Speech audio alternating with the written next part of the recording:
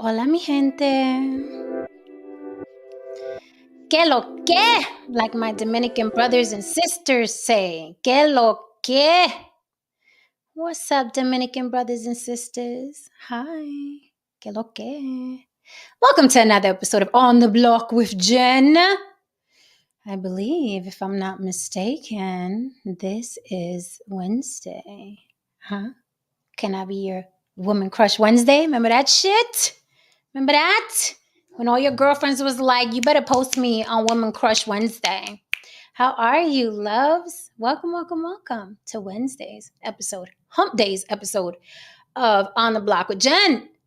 I am YouTube's and your favorite devil's advocate, Jen. Let's take care of a little business tonight, yeah. Thank you so much, sincerely, from the bottom of my heart, to everyone that supports this show. Not only watching, but clicking like, leaving comments, the lovers, the haters, the interns. What's up, darlings, man? All of you are cogs on the wheel of On the Block with Jen, and I appreciate all of you. I am not being sarcastic. Even you haters keep me in the algo. So you are also worth something, okay? Don't let nobody tell you you ain't worth a damn.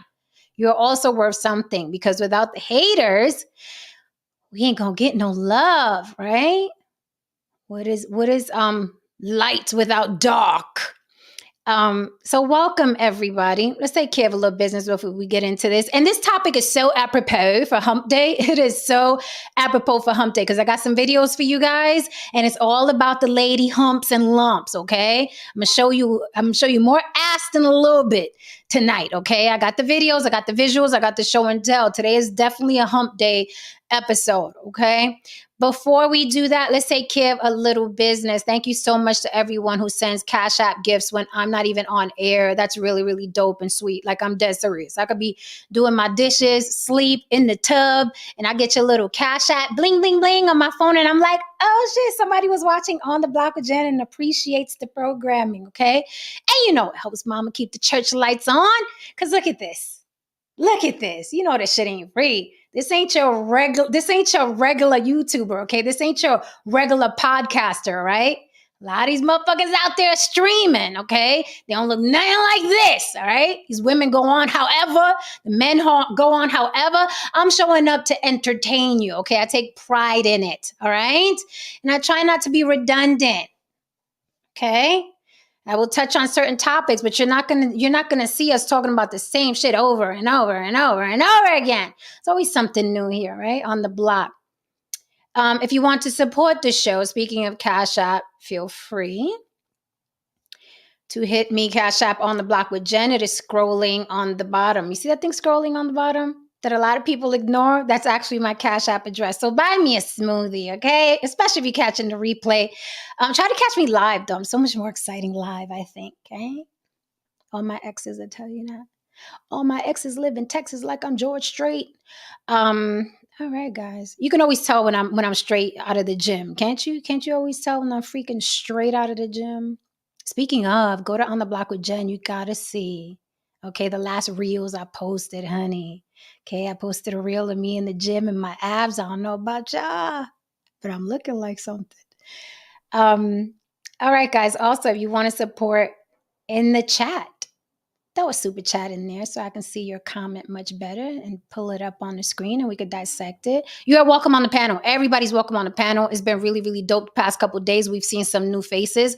I love me a new face. I love my panel. Okay, I'm loyal to my panel, but I love me a new face. It always, you know what I mean, brings a different element. We had people from Kansas City. We had OG Patrice cam up. You don't see OG Patrice camming up anywhere. She cammed up here. You guys know 2023, everybody got to cam up. We don't argue or debate with avatars here. That was 2022. That was your last chance to be up here hiding behind your avatar. No mas on the block, okay? On the block, you got to stay with your face. But I appreciate all of you, okay? All right, guys, hold me down, chat, like y'all always do. Let's get this convo started. This topic in particular grew some big hairy legs, and it's really all over the place. Like, if you Google this, there are multiple media outlets covering this story. I didn't think it was a big deal other than disrespectful, but a lot of people agree that it's disrespectful. A lot of people say that, nah, it's all in fun. But I have the videos for you. And we will decide here today whether it was disrespectful or not. I'm specifically talking about, was Chance the Rapper cheating or just having fun? And we're going to dissect this in a way that hasn't been dissected before, okay? We're going to talk about relationships, marriages, commitments, loyalty, what's cheating, what's not cheating, and also, should those things be redefined in 2023? Because nothing is like it used to be. Nothing. Marriage isn't like it used to be. Relationships aren't like they used to be. But we're still using archaic ways to come together, right? Vows have been around for fucking centuries. I'm the sickness and in health, for rich or for poor. Let's jump the broom, right? Those vows have been around forever. But do they make sense in 2023? Are we in denial? Do we hide behind religion and vows, knowing damn well we cannot uphold them? We cannot live up to them. Is it time that we slap everybody in the face and say, look, these vows have not been working for fucking centuries. The divorce rate is rising. Women file 80% of the time. Okay, weddings are big parties for women. Is it time in 2023 where we face fucking reality? The vows don't make sense anymore. Marriage doesn't make sense anymore the way it used to. Do we have to redefine, right? You know, I've been telling you guys forever, vows don't make sense the way they're sicker, rich, and sicker for poor and health, right? Because we're all human beings. And if somebody we marry looks good and in 3 years they're fat, we feel in a ways about it. We're feeling a ways about it. That's the reality. Deep down inside, we're like, I'm looking down at this guy. I can no longer see his dick when he's on top of me because his stomach is in the way. That makes you feel a ways. And then you tolerate. And then you fantasize, right? So are these vows so fucking archaic that they don't make sense? Should we redefine vows so marriages have a better chance? What do you think? Because I'm not anti-marriage. I just think most motherfuckers that go into it don't know what the fuck they're doing because they think those words are going to save them. Well, I vowed forever and I vowed in sickness and in health. Then the bitch gets fat and you're disgusted. And the vows go out the window and the secretary looks better, right? So maybe we just need a little tuning up, a little redefining to help marriages, to help all these crazy people that are putting rings on each other and saying forever. Let's see if we can help them out today. What's up, Haranz and Marco? And here we have the lovely and talented Lily from YB Limited, who I missed very, very much. We all missed. The block is not the same without her. And Lily, what are we doing? I just walked in and sat down. And I looked, I was like, oh, okay. What Lily, what are we doing? It's the NSYNC thing. Yep, we on out in sync. Lily, were we separated at birth? Were you my sister in another life? What is happening here?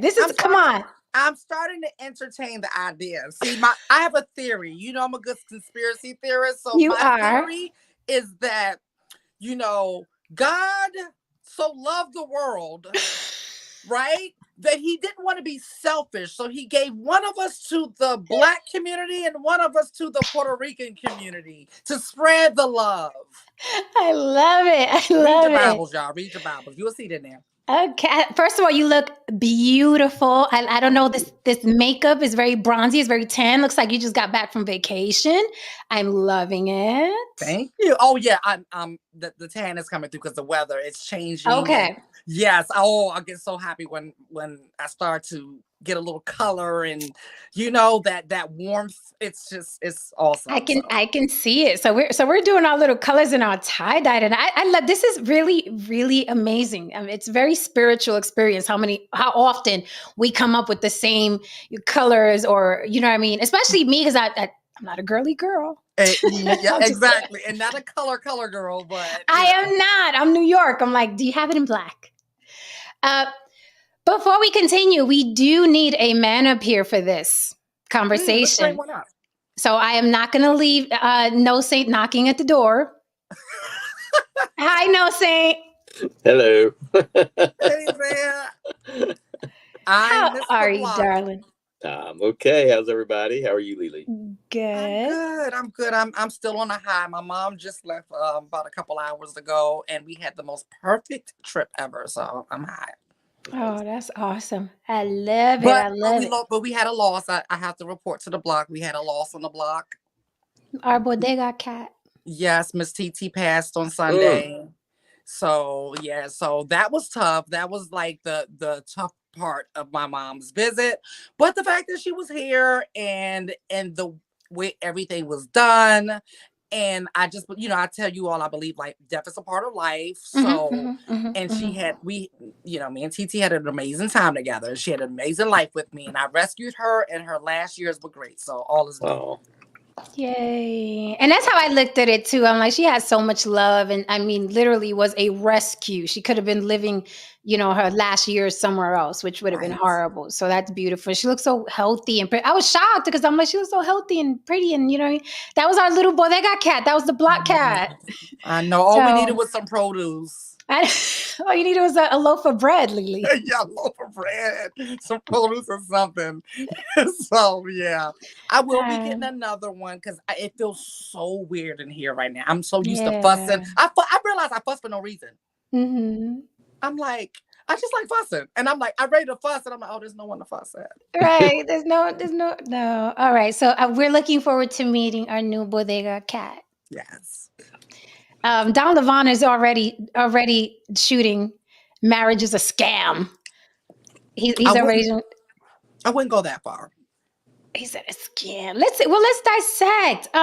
So Lily No Saint. First of all, No Saint. Do you know who the rapper is? The rap. I've heard. Do you know?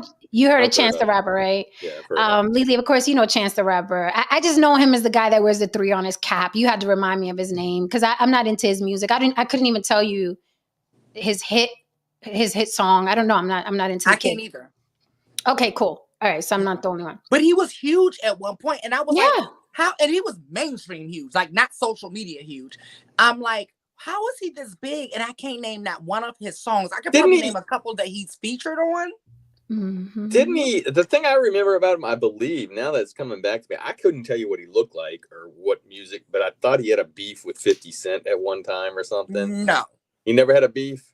No, he was a good guy. Chance? Like he was like the commercial sugary sweet, like very innocent. I swore I heard Chance and somebody were, this is probably 10 years ago, if he was even out. He's very maybe Haran could help. Maybe Haran. Yeah, Haran. How are you, Haran DeMarco? Hey, what's up, man? What's up? I ain't got no money. I ain't got no money. I heard you don't got no money. Help. You don't got no money. Need help. What? Well, goodbye. That's just like a woman. That's just like a woman. Right. Like, I love you. What are you here for? What do you mean? I lost my job, babe. Right. I just lost my vagina. It was here a minute ago. It really was here a minute ago. I don't know where I'm at. I don't know. That damn vagina. I misplaced it. How are you, sir? We're gonna need some light on you next time. You know I like faces. Okay. All right. Is this enough? That's better. That's way better. Thank you. Way better. That's what I'm talking about. Cool. So, Haran, have you ever heard of Chance having a beef with anybody? Nah. He's not that guy, right? Maybe I'm thinking. Maybe it was the game. I'm thinking. It was definitely the game. Yeah. No, the game had beef with 50, but 50 has beef with everybody. Okay. Exactly. So it's like with him and don't even know. both of them too. Like they always got a problem with somebody, so they just really don't count. Yeah, correct. We don't pay them no mind. So correct me if I'm wrong before we get into these videos, because I want to play these videos right away. Okay, I got some show and tell. But Chance the Rapper, isn't he the little innocent, prayed up Christian, married family man? Yep. Okay, very, very serious on the red carpet, very serious about his life, very serious about his wife. He's that guy. Right? Unassuming, nice, pleasant, non-threatening. Right. Very corny. Very corny. Take him home. Corny. A man said that. Okay, a man said that for the record before people get offended, like women think men are corny. I said it. Listen, I said it. Men were the ones that started calling men corny. It wasn't us. Of course we did. Okay. Of course we did. Okay. You know when somebody corny. Okay. All right, because it seems to be, everything is now a 4-letter word. Okay. Most of the time, I'm gonna tell you, I'm gonna put you onto some game about guys.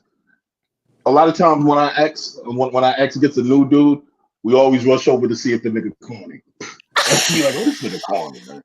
This corny ass nigga. That's funny. That's so yeah. funny. Anyway, that's funny because I think women do the same thing. But I'll say this: women women go the opposite. We want to see what that ex bitch looking like, so we know if we better. So you guys go forward. You guys go forward. You want to see who she's with after you. We want to see where the fuck he came from. Boop. Right. Yeah. So we could be like, oh, I look better than that bitch. Moving on. I know I'm the baddest. Okay. Then them selfies hit different. That's right, bitch. Click, click, click, click.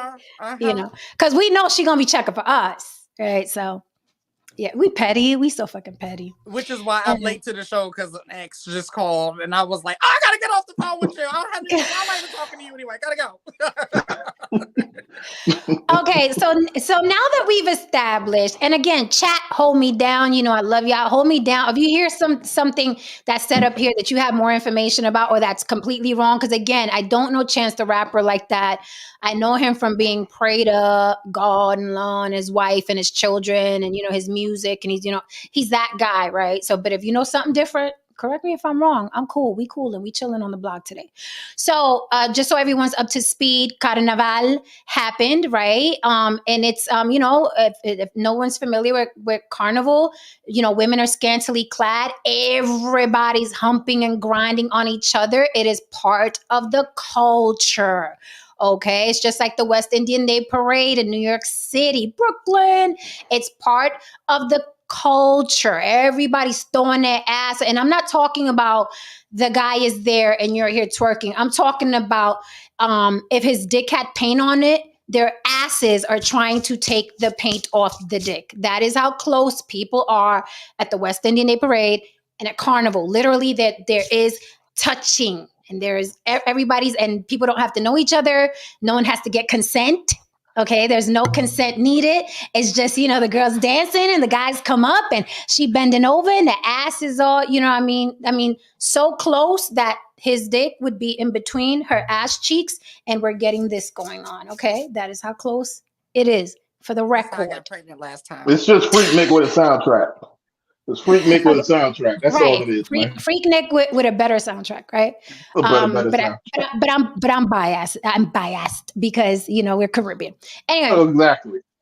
So that is Carnival. That is the culture of Carnival. That is the culture of the West Indian Day Parade. So everybody goes out there. And, I told you guys my experience at the West Indian Day Parade. I was a model on a float. Very interesting to watch from a float. I was kind of like culture shocked, and because my ideal relationship is me and him and nobody else on the planet. So it made me cringe how so many people that didn't know each other were grinding on each other like that. And because I'm psycho, like the first thing I thought of, if my man was out here, I'd lose count of the stab wounds. Okay, I'd go Jodi Arias on his ass. I would fucking go Jodi. Okay, you do, don't you? Yeah. So I was like, holy fuck. But then, it's the culture, right? And we cannot knock culture. Everybody has a different culture. That is how it is. Now, I'm not going to lie. I don't understand that culture, but it's not for me to understand. Right. It's not for me to, you don't have to understand it. Explain to me. I don't have to explain to you why the fuck I eat rice and beans almost every day and love it. Right. You don't have to understand. Right? It's just part of the culture, right? I enjoyed myself from the float. A lot of the guys were trying to get me to come down from the float. Glad you didn't. But I didn't want to get mauled. I'm a tiny woman, you see, right? So they kept like, I have pictures of the guys calling me down from the float. And I was I got videos from last year's. I was like, no, my enjoy, guys. I wouldn't go down that fucking gunpoint. You'd have to fight me down the fucking steps of the float to get me down there. I was like, not going to do it. You guys Did you have pictures of you on the float? I do. I posted one. Did you post one of the? I remember you did. Yes, I did. I remember you did, and I remember the photo. Yes. I remember the photo. I won't get into it, but I will say I understand why you stayed on the float. Yes, that's all I'll say. I mean, the angle that I took the picture, you can see everybody at the bottom of the float, and I was like, no, they paid me to wave and dance on the float. Mama's staying up here. You want me to go down there? I'm gonna need some security and more money. Well, it's the Okay, Shark so Tank. yeah, absolutely. And here's the thing: I'm not even saying it from like, oh, I felt, Prudish. like. Right, like danger, like oh my God, they're gonna hurt me. No, it's a party atmosphere. Everybody's Mhm. dancing, everybody's having a good time. So I'm not. Please don't. I'm not going from that aspect. It's just that I first of all, I don't like people touching me, and then a slew of people touching me who are sweating and rubbing on everybody. That's just not my cup of tea. Yeah, that's the only thing with me. I just don't That's like. it. I don't like strangers touching me. That's all. Right, and that's a lot of strangers touching a lot of strangers. Right? So I'm like, no, it's too much action for me. But shout out to Carnaval, shout out to the West Indian Day Parade. They have themselves a good gay old time out there. It looks like fun, but it's one of them things that looks fun, from the float. And mind you, I was gone way before the sun went down. Oh, because it lasts like 12 fucking hours, Lily. Yeah, I wasn't. Listen, I knew my limits, and I said, "Nah, we're not doing that." It's the longest parade on earth. And with that said, I've been to the Puerto Rican parade, and even I said the next time I am manifesting, the next time I'm at the Puerto Rican parade, I'm gonna be on a float. I will not be on the ground. I'm not. I'm over it. I'm over when I was younger, 15, 16, I'm elbowing and pushing through with my girls, and I'm like, now I'm like, I need to be on the float. Yeah. Right? It's a different party. It's a different party. So fast forward. Chance the Rapper was at Carnival. A lot of rappers were at the Carnival. A lot of celebrities were at the Carnival having a good time. Okay. Chance was recorded on cell phone camera. I thought it was just that one video. There are others. I have another video. And he was doing, the Carnival thing. And he's dancing, right? Putting his nether regions on women, and women are like, yeah, this is what we do at Carnival. So all hell broke loose on the internet, and people are like, he cheated on his wife. Like, if you Google this, there are multiple stories. There are multiple news sources covering this shit. I was like, oh, it's a thing. Must be a slow week. In media, but they made it a big thing. And now relationships and marriages are the topic. Like, is this cheating? Is this disrespectful? Is this disloyal? I got the video. I'm gonna show you guys, and you guys let me know. I think you guys know me well enough to know. You guys know my opinion. But before I show the video, have you guys seen the video? Have you heard about it? And what do you think automatically before I play the video for the crowd? It came across my something this weekend, and it was real brief, and that was the first thing I thought. I was like, am I missing something here? Because I'm like, where's the story? I couldn't find the story, so I was thinking that, okay, maybe it's a slow news day. But then, like you said, when you brought it to my attention today, I was like, oh, this is still being talked about. I'm like, okay. But this is the thing, like, this is, like you said, it's the culture. So when you're going to certain things, you know what to expect. Oh, yes. Right? So if I'm going to Mardi Gras, I know what to expect. So I'm not going to, if that's something that I don't want to participate in, I'm just not going to go. No big deal. Right? Yep. And then if I do go and I'm partnered up, married, we're going to discuss it. Because we probably already know each other's lines and limits and all of that stuff anyway. But we're going to, we can rehash it. And then I'm going to go and I'm going to do, or they're going to do whatever we discuss. We know the lines and we know the limits. So I'm assuming, right? Because he knows he's Chance the Rapper. He's not Chance the guy from down the street. So he already knows people are going to have their phones out. So I'm assuming that him and his wife already discussed this, and they're cool with it. So I'll go into further how I think marriages should be redefined, because yes, they need to be redefined. They need to be reimagined. A lot of those things, and the fact that this is getting legs is proving that, Correct.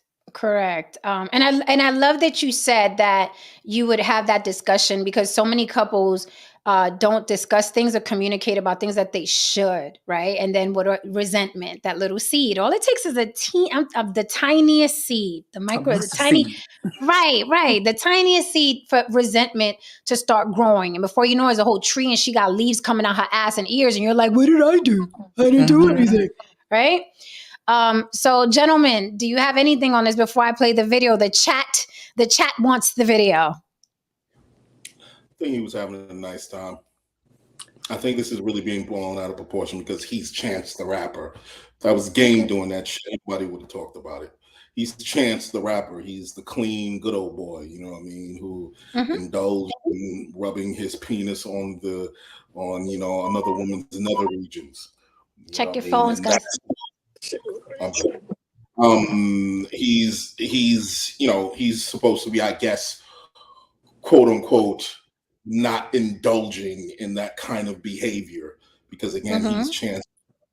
But at the end of the day, he's a man. He's a guy who showed up to Carnival, and very rarely is any man going to just sit there on the sidelines and just watch with you know what I mean, with just excuse me, Jen, except your guy, right? No, he wouldn't have been there. He wouldn't have been there. Don't even. He wouldn't have been there. Oh, that's the discussion. Even if he was there handing out towels and water, it would have just been like, nah, man. It would have been over. Yeah, but that discussion at home would have just ended right there. What if he was there holding the speaker? What if he was there just holding the speaker, man? Continue, Haran, blowing smoke up our asses about this is a man thing. Continue. But you know what I mean? At the end of the day, he came, he showed up. Okay, he rubbed his shit on some ass. He went home. It's okay, man. You know what I mean? I don't think he cheated on anybody. You know what I mean? It was, So hold on. What is the lap dance in the strip club? What is the lap dance in the strip club? Is that cheating to these people? I believe it's under the same. I believe it's under the same umbrella. Oh, we fighting tonight. Stay tuned, motherfuckers. The block gonna be hot tonight. Look, man, brothers. Look, you go to the supermarket. You know what I mean. You go to certain supermarkets if you're looking for certain kinds of products. You know what I mean. And you go there, you get the product that you're looking for, and you leave. You go to Carnival.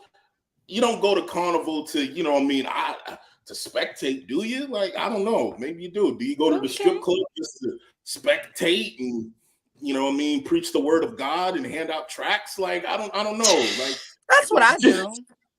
That's really? I do it while I'm stripping, actually. Listen, between the chat and this panel, I'm gonna need a samurai sword to cut everybody. I can't. Between the chat and this panel, I'm gonna need a katana to cut through this bullshit. Look at this man. Look at this man. I'm the last person to sit here and come for chance. I'm not gonna get into how my Carnival days were. Okay. That's fine. We're gonna get to the videos. Okay, Don Levon says it's not like he got some bad. He was just dancing. I need a katana tonight. This is my kitchen knife. Will not do. No Saint. What say you before I show this video? Well, come on, No Saint. No. I think it really does depend on what your relationship is with your significant other or your boyfriend or girlfriend. I think that. On other relationships I've had where that would have upset the other person, the other woman in my life, I would respect that. I was in Europe and respected it. You know, I was when I was going over to Europe, and they all wanted. I forgot some guys wanted to go out to, maybe it was a strip club, and I knew that, you know, the girlfriend at the time was really against anything like that, and I just respected it. But if you have like Erica, she would have said, like, when I go to Mardi, like when I go to, you know, to a parade or something in Mardi Gras, or do something, She's like, take some pictures of some boobs for me. I mean, it doesn't bother. Well, we know Erica as a tad adventurous. No, yeah, right. So it really just depends on what kind of relationship you have with that other person, whether it's cheating or not. Because if the significant other thinks it's cheating, then that's what cheating is to her. So, you know, or it could go for a guy too. You know, if a guy, you know, you just need to know. You need to know your partner and know what their limits are.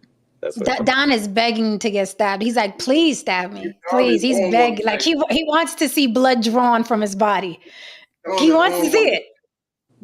He said, no, lap dancing isn't cheating. Getting head isn't cheating either. That's how you end up without a dick in the morning. Right. That's how you end up like, oh shit. Like where's my dick? It was here last night. Okay. Okay. So let's play this video for everybody. But before we do, let's take a look at Chance the Rapper's wife. Yeah. Why not? We're here. What this woman looks like. Okay, well let's look at her, Lily. Okay. This is the woman that Chance the Rapper married. Now, I don't know about you, but she looks like the epitome of fit, feminine, and friendly. She looks very conservative and very respectful. She looks like the best wife a man could put a ring on. Agreeable? Agreeable, doting mother. Oh my God. And she's so conservative in a style of dress. Like let me just show you this. Very woman. Aisha Curry realness. Oh my God. Even better. Because Aisha, you know, she wanted some action on the side. Realness is okay. Haran. Sorry. I'm sorry. Thank you. We're going to let this woman live. Okay. Just for tonight.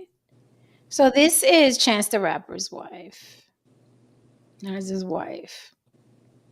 Now, I don't know about you, but this is how men want their wives to dress. They want their wives to be seen and not heard. They want their wives to be conservative, respectful women. I'm also going to go back to something that Lily said. When men say, I want a lady in the streets and a freak in the sheets, they want one woman to be that way. But like Lily says, she thinks those are two different women. It's not one woman, but men insist on getting that from one woman. So let's take another look. Look, this is red carpet. This is how mama's showing up to the red carpet. See, there you go, conservative. Right? She looks like she can be an attorney, right? She looked very conservative. The lady that's leading the church. Let's see again. I'm really holding my tongue right now and biting it, and I need to go to the ER right now. No, we're gonna go there. Look at her on 911. I bit my tongue off. Look at the red. I mean, Lily covered from fucking esophagus to her feet. Every photo. Look how concerned. And oh my gosh, look at her with the family. Oh my God. Look at this doting mother and wife. Did she have look at this doting mother. Did she carry the babies herself? Yes. Lily, I just told Haran to stop, and you gonna follow up. I'm just asking a question. Is Lily asking if that's a cyst? Look, man, she's got a. I just want to ask her trap exercise program because she's got a set of traps on her, man. That's like, wow. Now there's something. All right, let's put our thinking caps on real quick before we go ham, because I know we're gonna go ham. Okay. Let's put our thinking caps on for a second. I'm going to show you these pictures again. We're going to dissect marriage and all of that. I'm going to show you these pictures again. I don't know if I can handle that. I'm going to go through it quick because this time, don't look at her. I want you to look at Chance's face in every photo. Instructions. Thank you. Okay. Okay. Look at Chance look at his face in every photo. Boom. Okay. Okay. You got that? Look at his face here. Boom. You got that? Look at his face here. Boom. You got that? Look at his face here. Boom. You got that? Now let's look at Chance's face at Carnival, shall we? Let's look at it. Yeah, let's look at it.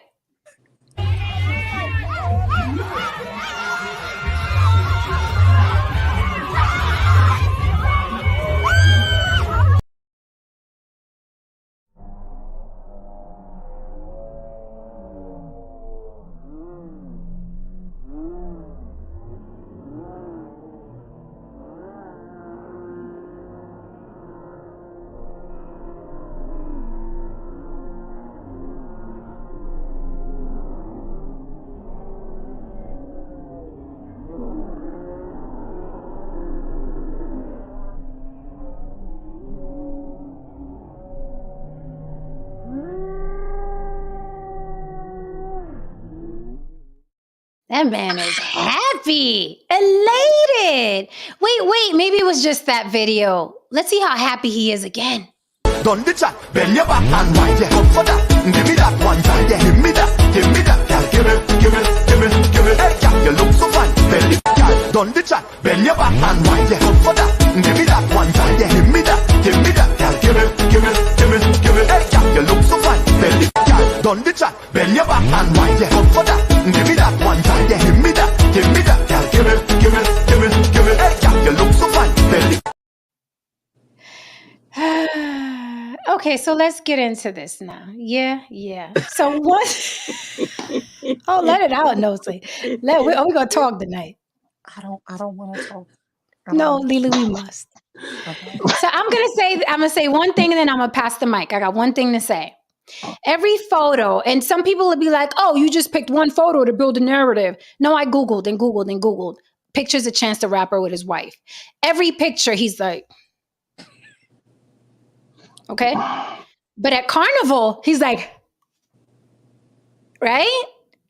That to me is a telltale sign of happiness, of elation, of joy. But when he's with the old ball and chain, he's like, well, I'm a husband over here. So it begs the question. What the fuck is marriage anyway? You want a lady in the streets and a freak in the sheets. But again, I ask, is this woman capable? Is this woman capable of being the freak in the sheets that men want and fucking prefer? They prefer these. Done the chat, bend your back and wind your up for that. Give me that one time, yeah, give me that, girl, give me. Hey, girl, you look so fine, belly, girl, done.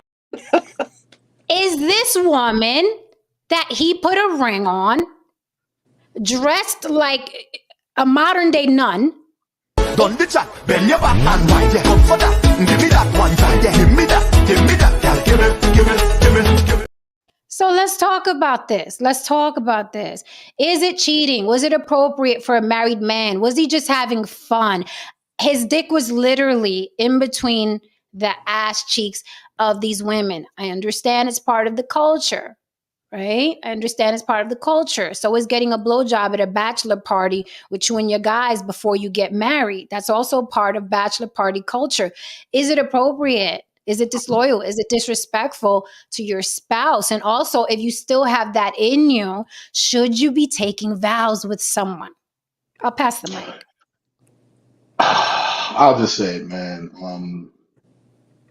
And for some girls, I see the same thing, but for some guys, I can admit that this is the case. Some guys,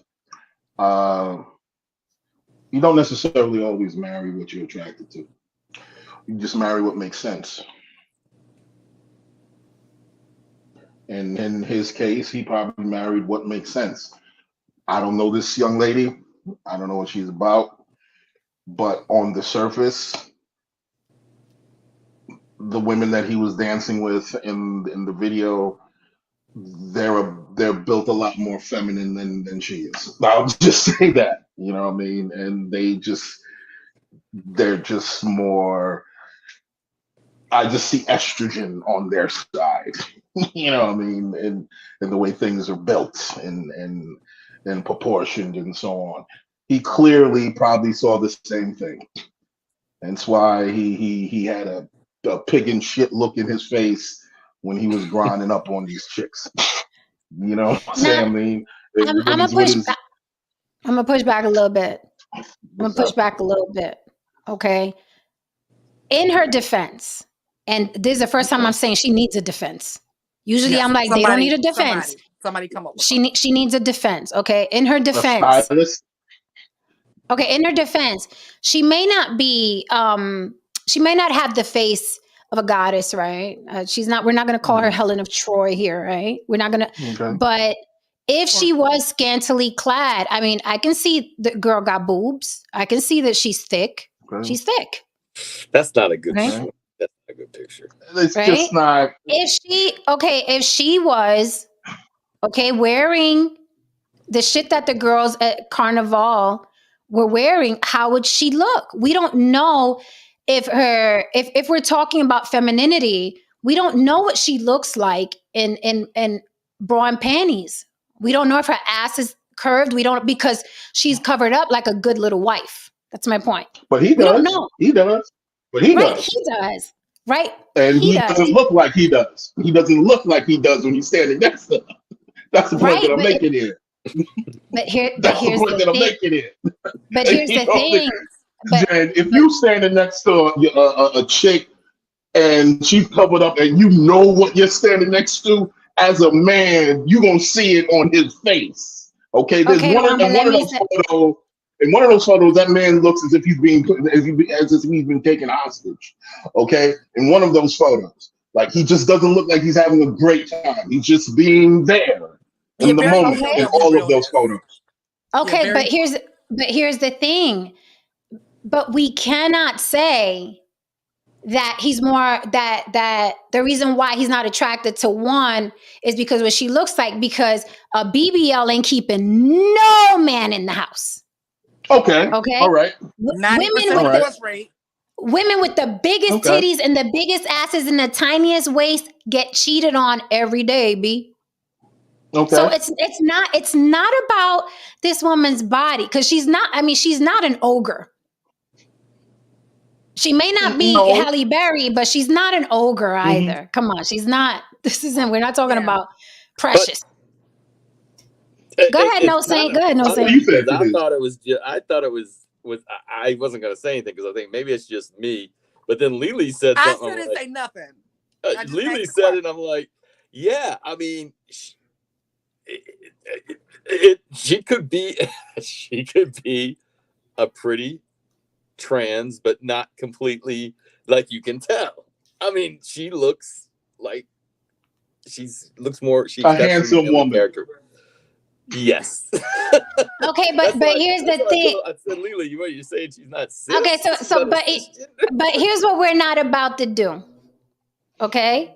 But she looked like no, that's irrelevant, and here's why. Yeah. He got down on his ashy little knee. Mm-hmm. With the way she looks, no matter how we think she looks, he got down on his ashy little knee with his flabby little stomach and said, I want to forever with you. That is what Chance the Rapper did. Got down on his ashy little beige knee and with the number 3 cap on. With the number 3 cap on. Mm-hmm. Looked up at her a long ways because she's taller than him and said, me and you forever. Me and you forever. So we can't defend Chance the Rapper with her looks because he took the vows. Mm-hmm. You understand what I'm saying? Mm-hmm. We can't. Well, look, she's ugly, so of course he's going to do that. No, I didn't think she was ugly. Just because she has strong features, that doesn't necessarily mean that she's ugly. I feel that she's just safe. She was very safe. You know, that's the point I'm making here. That's the point I'm making here. Jen, that's the point I'm making here. You got some people a lot of guys, when they get married, they get married to what makes sense. And when I say what makes sense is, it could be safe. It could be the woman, brings certain things to the table that he needs in his life right now. She's not necessarily fun, but she just makes sense in the direction where he's trying to go. Mm-hmm. You know what I mean? Now, while he is doing whatever he's doing with that woman, one time out of the year, he's going to Carnival and he's shaking his dick on some broad that doesn't necessarily make sense, but she's a hell of a time. She's a hell of a good time in that moment. So that's the real. But this is the issue that I have with that. When I hear things like that, and this is all true, right? Like I totally get it. But when I see things like that, when I hear things like that, I can't help but to think like that child that doesn't want no one to play with their toy. Ooh. But they want to play with everybody else's toys. But and not saying that that's what he's doing necessarily. Mm-hmm. I'm just saying that that is a common thing. marrying safe, right? Because I know that this woman is probably going to be faithful and agreeable and cook meals and, you know, read bedtime stories to the kids and all of those things. I can bring her home to mom and, you know, all of the symbols of success. Because, you know, we have these symbols of success and, you know, that's one of them, right? And so it's like, let me hurry up and lock this down before somebody else do, you know, and put her in the cat, you know, and but then occasionally when I get an itch, I'm gonna go ahead and scratch it, you know. That's what I get when I see those type of situations. And that's a common situation, hence why I feel like marriage needs to be reimagined, renegotiated, because it's just too common. That's a common situation. Now, to be clear, no matter what I think this, you know, no matter what opinion that I have about this woman and her appearance, let's just call it what it is. I am sure she had other options outside of Chance the Rapper. Okay. You know what I mean? Let's just call it what it is. There's a reason why she didn't choose those motherfuckers. You know what I mean? I don't know the reason. Maybe Chance was safe too. You know what I mean? For her, you know, a lot of times people get married for safety on both ends of the aisle. Women get married because this guy is safe. That guy gets married to her because it's safe. And then you go 7 years, 10 years, 20 years, and then all of a sudden, everybody, you know what I mean, somebody's texting their high school sweetheart. Somebody's bumping into an old flame at the, you know what I mean, at Starbucks. Somebody's sniffing around in places they have no business sniffing around in. You know what I mean? Seriously. Slide through DMs. No, I just wanted to say good morning. You know what I mean? And good morning is always how it starts. You know, and all of a sudden, everybody's a queen. You know what I mean? It is what it is. But what I'm saying is that I don't think we need to revisit vows and so on and so forth. I think we need to get real. No, I don't think we need to revisit vows. I think we need to get real about human fucking nature. That's what I think we should need to do first. Because if we get real about human nature, we're going to have to But you have to. But revisiting the vows, in my opinion, is putting the cart before the horse. Let's have the real uncomfortable discussions about human nature, like what Jen was saying earlier. Yeah, she was hitting a lot of points. Yeah, you know, you don't want to wake up one morning when she said that she don't want to be robbing a nigga one day and looking down and the nigga dick is basically covering his fucking, you know, and the nigga's stomach's covering his dick. You know what I mean? Just more dude than dick. You know what I mean? Than she married at one point in time. And I understand why that might be a problem. You know what I mean? My bestie always say all body. You know what I mean? Like, look, I understand why that might be a problem. There's certain times, this is why I tell guys, man, you got to stay in the gym, man. Work on your testosterone. Do all, you know, but they don't think about these things because stay in the gym. And I'm about to hurt some feelings. Stay in the gym. And if you're not going to stay in the gym, because the gym takes a lot of dedication, I get it. Got it. I'm gone. Right. If you're not going to go to the gym, because it is a lifestyle, you have to mentally fucking want to do it. If you can't do that, great. But watch your fucking food intake then. If you want to be a flabby little bitch, great. Right. We'll take you a flabby little bitch. Yeah, because there's more than one way to skin a cat.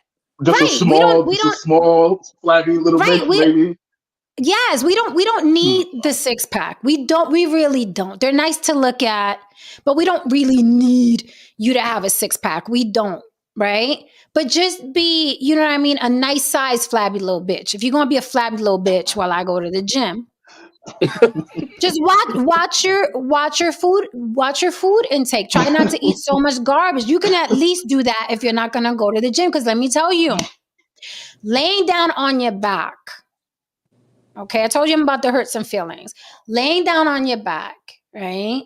And women, we love men on top of us because we feel, taken and feminine. And this big man just taking me in between my legs. When I look down, I'm in the bed. When I look down and your stomach is doing this and I can't see the penetration, it's whack.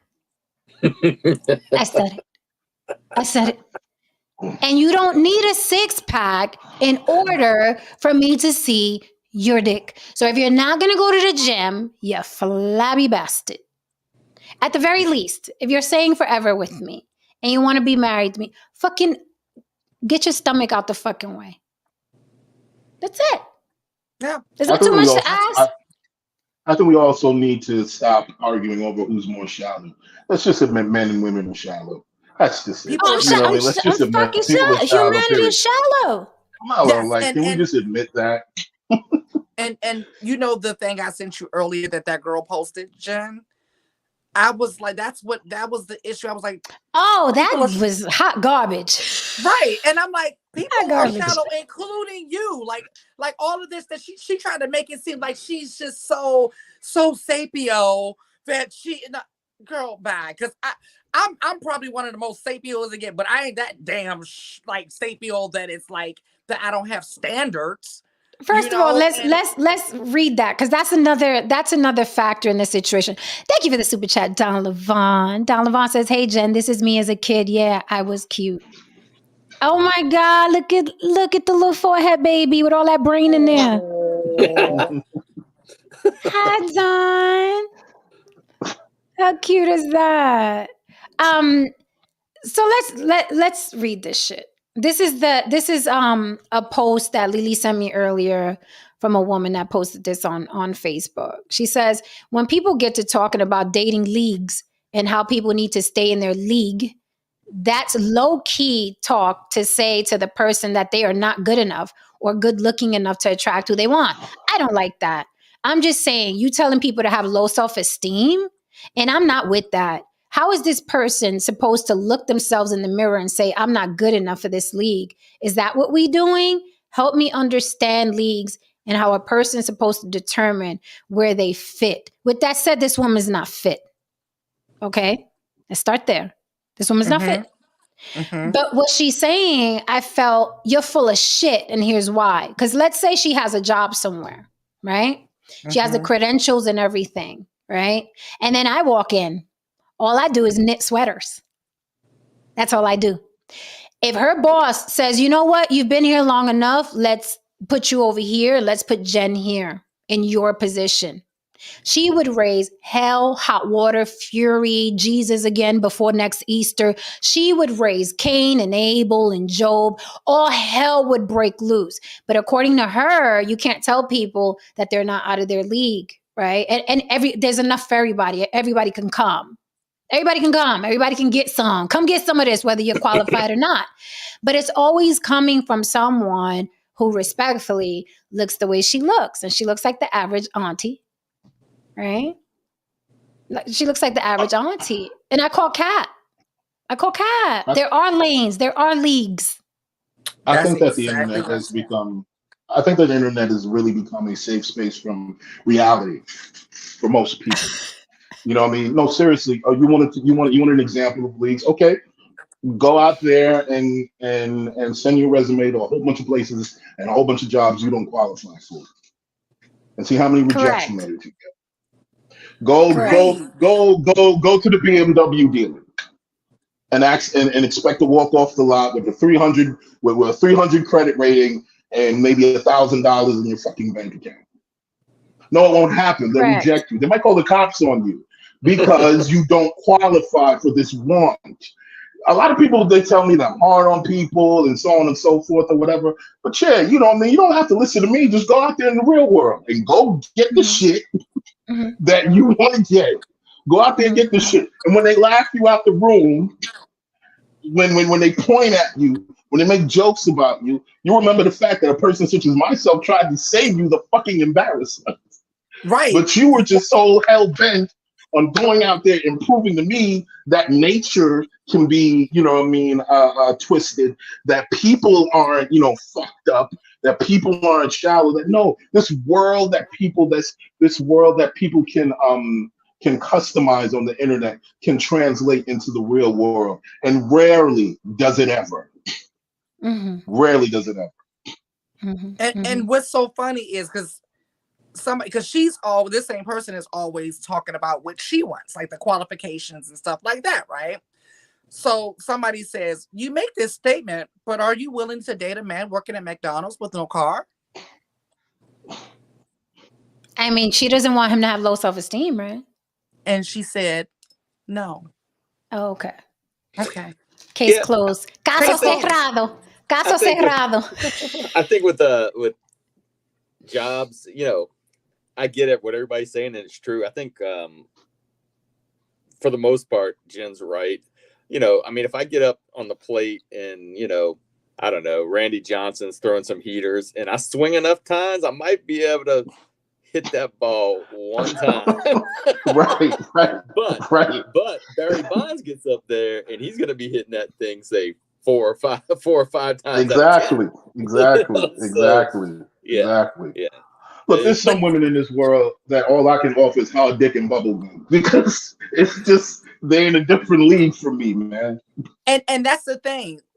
Dating out of your league can fuck up your self-esteem quicker than not. Absolutely. Absolutely. That will really mess you up. So, yeah. I don't think it'll mess you up.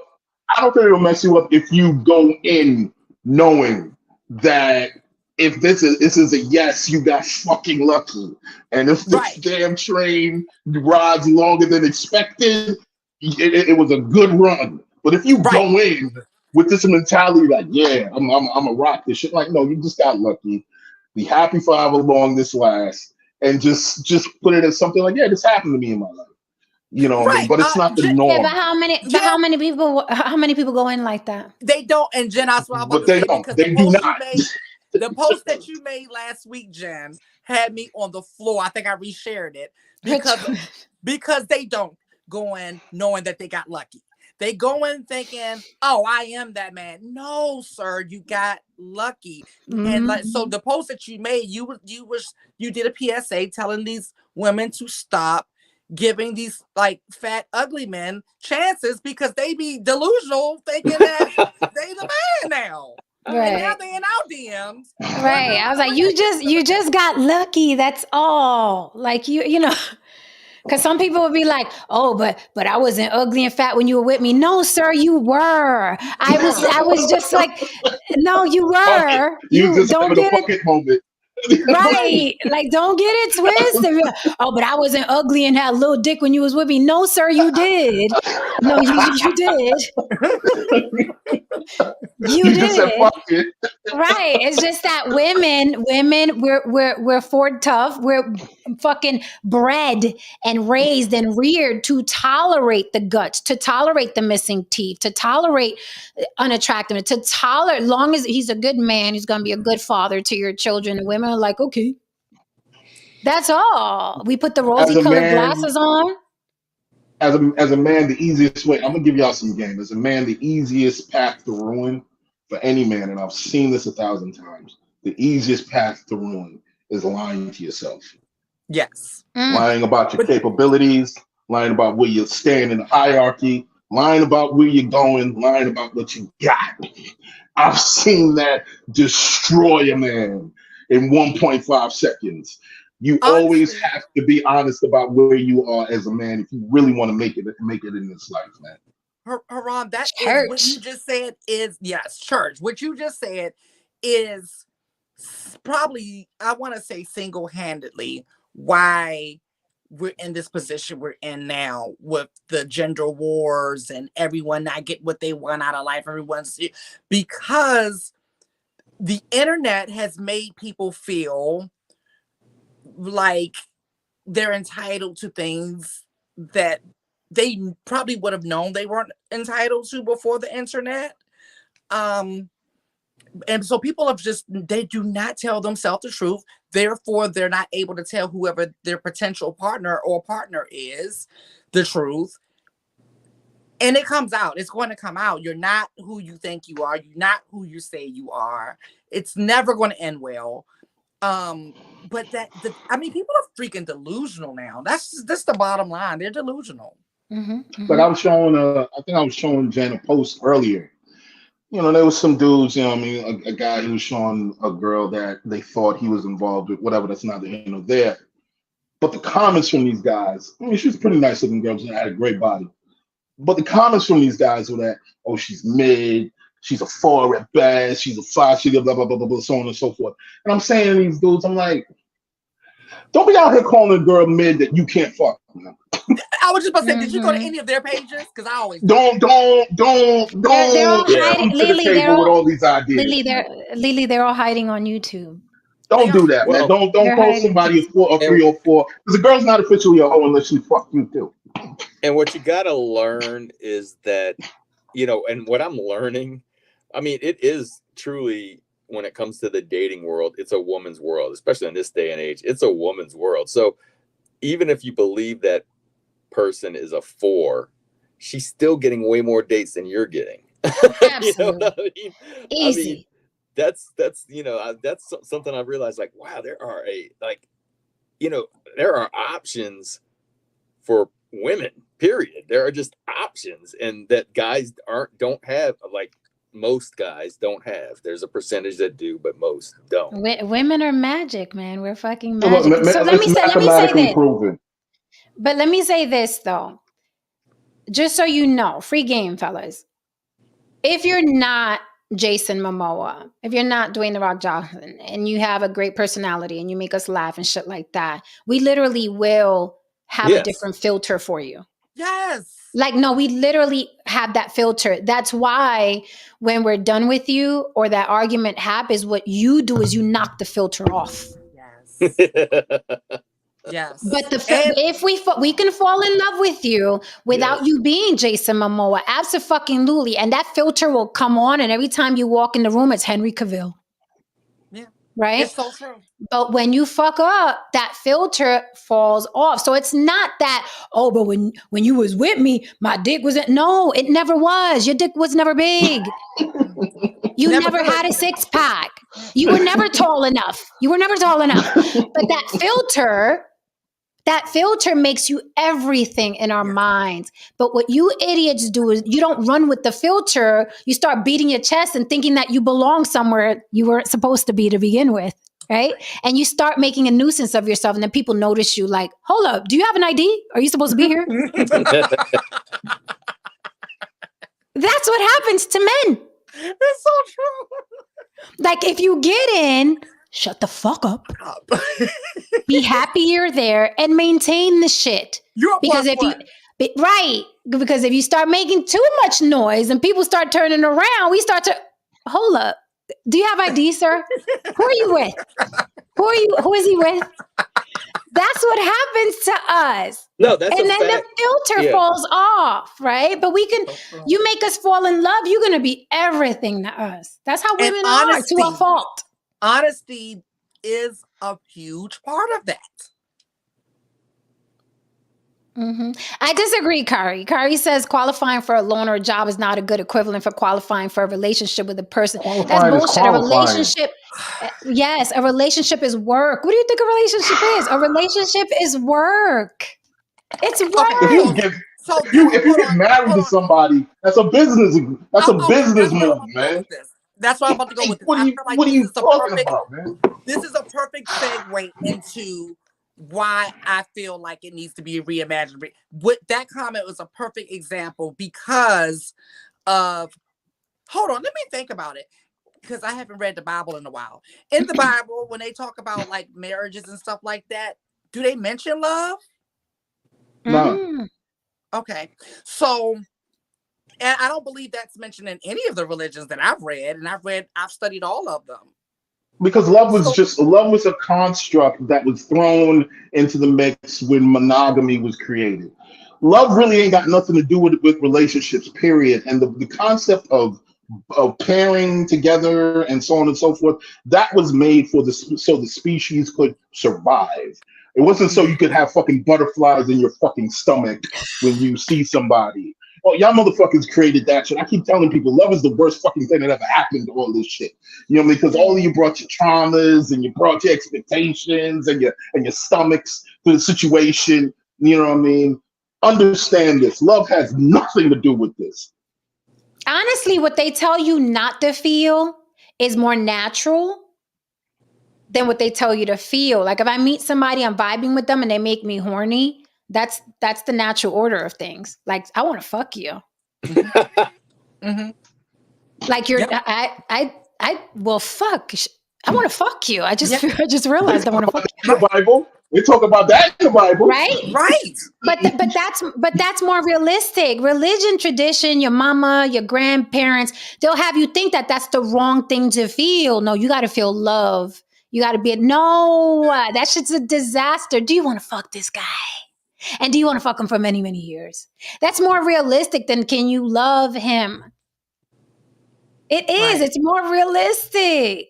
When I see a guy across the way, I'm not fucking thinking about cleaning his snots up when he's sick. And I'm thinking of, I want to fuck him. Very true. I'm not thinking in sickness and in health till death do us part. And I want to have your babies, and I want to speak life into you, sir. I want to make sure that you're able to conquer the world with all the life up. No, I'm thinking, And I'm willing to struggle. what that dick do? That's what I'm fucking thinking. That is natural. That happens on fucking Animal Planet. That's the truth. And then we want to know if you're going to peacock enough, right, for us to seal the deal. Right. Are you Right. going to peacock enough? Can you come over here and give me one of these so I can be, you know what I'm saying? Give me one of these. Give me one of Right. these to seal the fucking deal. No one's having these conversations. No one but us.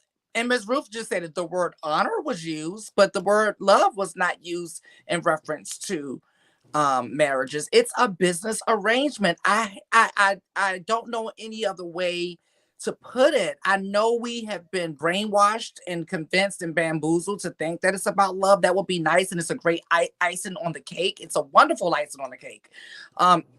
Except that's what it is at the end of the day, is to make sure that like, how can I put it, both parties can come up. Pretty much they're using each other to come up in the world, and at first it was the families, And I like Lily, let me tell you, that shit turns me on.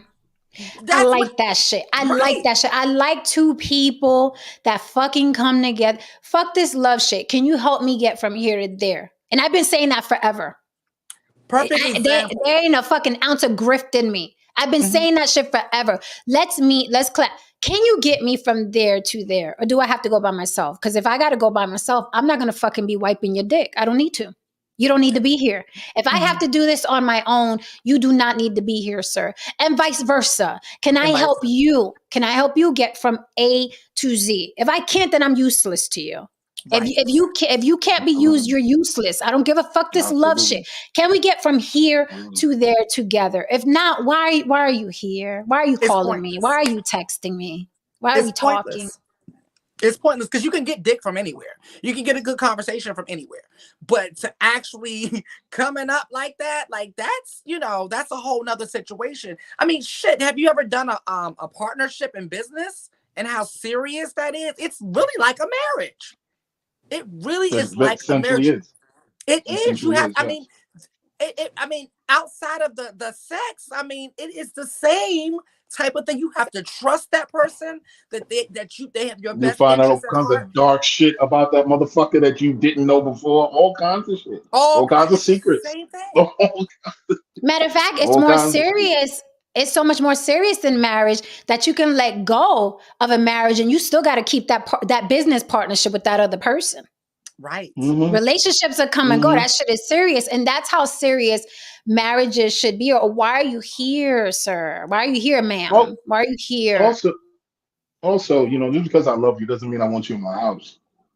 Seriously. Oh, just because I love you. That is me. That is me. Just because I love you doesn't mean I want you around me. Like, I can love you to death. Like, the only person who could literally just show up and just whatever, and is my kid. You know what I mean? That's the only person that, I hug on every 5 minutes, whatever. Everybody else is like, didn't I just see you like 24 hours ago? Like what do you want? Why? This can't be that important. You want to kid me? Like, what is it? Like, I love you.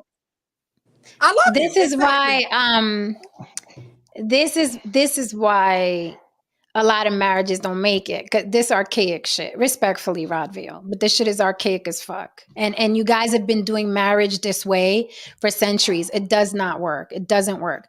And people say, well, 50% the marriage rate ends in divorce and 50%, the other 50% doesn't. That means 50% people are holding on. No, motherfuckers are tolerating each other. Motherfuckers got their kids they got to raise. Motherfuckers got money. We got this house, this mortgage. We in fucking neck deep. It does not mean that the other 50% who don't sign divorce papers are happy and lucky and love. Motherfuckers cannot leave. Motherfuckers cannot afford to move out. People got to hang on to shit, right? Stuck. Because they're helping each other with bills or they're helping each other with something. They're fucking stuck. But to this archaic shit, a man should love his wife as Christ loved the church. You're building a life in this present time over some motherfucker that you're not even sure existed. Who the fuck is Christ? What the fuck is the church? The shit is so archaic. This is why it's just like a vow, like you're hanging on to Christ as nuts. No, Christ is going to keep us together. And then reality hits. You get fat. She gets fat. These bills get too much. You done found out you had too many kids. Fucking you frustrated. This motherfucker don't want to do shit with his life. This bitch got lazy. She don't even wash her ass or do her hair anymore. Christ is not going to fix that. No. Christ is not going to fix some bitch don't suck your dick anymore like she used to the first 3 months of your marriage. Christ is not going to fix that. Y'all are delusional. Mm-hmm. There is no Christ and people getting fucking complacent and boring and fat. There's no I have a Christ. theory. I have a theory. There's no Christ. It's so infantile and delusional and just respectfully stupid because Christ, you're supposed to love your wife like Christ loved the church. That's what. Who the fuck? Again, tradition is peer pressure from dead people. I saw that the other day and I had to repost it. Tradition is peer pressure. Right. It's just, right. People just say it to say it. It's like, they don't even know. bless you. They just bless you. Exactly. It's like when I hear stuff like that, I'm like, there's no It's original thought stupid. at all. It's just you can. Oh God, because I come from that world, so I know. No, say you come from that world, so it's like we know this. We know it. It's like, oh God, I remember those days. Like you just repeat and regurgitate, repeat and regurgitate. Right. It's crazy So, to me. Can we consider something here that maybe the things that you want emotionally, sexually, and otherwise maybe has absolutely nothing to do with the concept of marriage? That maybe that's is just what you I give it the figured out. things. This is maybe the things that you want as a person. You can still pursue those things. But maybe you can marry another person for other situations and so on and so forth. And y'all have an understanding that you are married for a particular function. Mm-hmm. But I want this. Because I see the frustration a lot of times comes into play where people marry these people and they expect these people to be these to fit in these concepts of what they want emotionally, sexually, so on and so forth. And those people are not that. They never were. They never will be. So you sign up, you put your money in a pot, you sign up, you risk yourself financially, emotionally, and everything for something that was never going to be what you wanted it to be in the first place. Right. And you did that because someone told you that was the right thing to do based on tradition. Because someone told you a man should love his wife like Christ loved the church. Come on, man. And your grandma said it to your mom. And then your mama said it to you. And it's like, okay. I told somebody the other day, I'm not getting married unless I can quote unquote cheat. You know what I mean? Because I can't be with just one woman. Now, you know, it's going to be a situation where it's just going to be like, this is what I want in my life. I gotta have like maybe one or two women. You know what I mean? I say two because women are just getting more and more just expensive. But you know what I mean? If I can have like maybe one or two women in my life, now y'all getting real expensive now. You know what I mean? You know what I mean? If I can get one or two women where it's just like, yeah, you know what I mean? We got a great situation going on. I do me. They don't ask me any questions. We go on trips, whatever. You know, we have a great life. I'm good. Right. I need to get married. I got my kid already. I want to set her up, you know what I mean, and so on and so on. I don't see the usefulness in me getting married right now. So let me ask you this. Go ahead, Lily. There's just so much here. I was thinking about Yes. this morning. This is another thing. If you're not planning on, this is just my opinion. This is no, Jesus didn't tell me this. The Lord didn't tell me this. If you're not planning on, like, for me, like for a person like me, I'm not planning on having children under any circumstances. Why the hell would I get married? Right? Like, literally, why would I get married? Because the reason for it is for generational wealth and all of those things. That's what it's really for. That's why they want you to be married with children and things like that, because you come together, put your empires together, you create generational wealth for the next generation, right? So since I'm not planning on doing that, I have no business being married in the first place, because all of the things that I would like to do, let's just say if I meet a wonderful, wonderful guy and we want to make sure each person is taken care of in death, there's contracts and insurance policies and things for that. Why would I have to get married? Why would I get married if children are not involved, right? But then there was a comment that Carrie said. He said a person in marriage for business, Kari, yeah, sorry, Kari. A person in marriage for business is going to bounce. That brings me to another point. I don't think it's natural to be with the same person forever and ever anyway. You get married to this person at 20 and at 60, I'm supposed to still like you? Like, how like, really, seriously. So that's why I feel like marriage needs to be renegotiated every 5 to 7 years. But you go in knowing that you're going to renegotiate it every 5 to 7 years, which will keep you in your best behavior. But you also know, like Haran said, you also know that you're going into it being honest, knowing that this could possibly end if I don't stay on top of my shit. This could possibly end if I stay on top of my shit, because the person can change their mind at any given time. Absolutely. It's not cynicism. Rob feels like y'all is cynical. Is it archaic or wisdom? It's not cynicism. It's that you're delusional. Like, you think that something as archaic as a Bible, right? And here's the thing. I'm not even saying that, because I feel like the Bible was a bunch of like Shakespearean authors who got together and was like, yo, let's talk about what's going on with the times and what we see. It's funny how people say the Bible is prophetic. No, it's just that fucking human beings have never changed their behavior for centuries. That's all it is. People, it's prophetic. Look, what the Bible said we're doing today. No, humans have never changed. You take this virus of humanity and you put them on Mars, and they're going to be the same, stealing, cheating, lying, fucking, molesting, murdering. No matter where you put this virus of humanity, they're going to do the same shit no matter where you put them. Mars, Uranus, the sun, there'll be a Mars Bible too. Right. Exactly. So it's not even that I'm saying like, oh, the Bible made sense for that time. Just like if all four of us on the panel create a Bible of what's going on now from our points of view and what happens with love and divorce and marriage and stealing and morals, right? It's not going to make sense 5,000 years from now. It's not going to fucking make sense. Although, because humans don't change, they're going to be like, did you see what On the Block with Jenna? They were prophetic. They were prophetic. No, we weren't fucking prophetic. Humans never change. So it's not about wisdom. It is archaic. It is asinine to think that some dude named Jesus that you never met, that has nothing invested in you, that you're not even part of his ethnicity or race or his hustle. You have no idea who this motherfucker was. But you think when your wife stops sucking your dick, when you get so fat, it's fucking disgusting, that Christ, right? Well, you're supposed to love your wife like that Christ loved the church. It's fucking asinine. It is asinine. Science changes every couple years. Okay. Medicine changes every couple years. Transportation, fucking the way human beings feel about themselves. Social media changed humanity. We're all being conditioned as we go. But you want me to believe, well, you gotta love your wife like Christ Church and everything will be fine.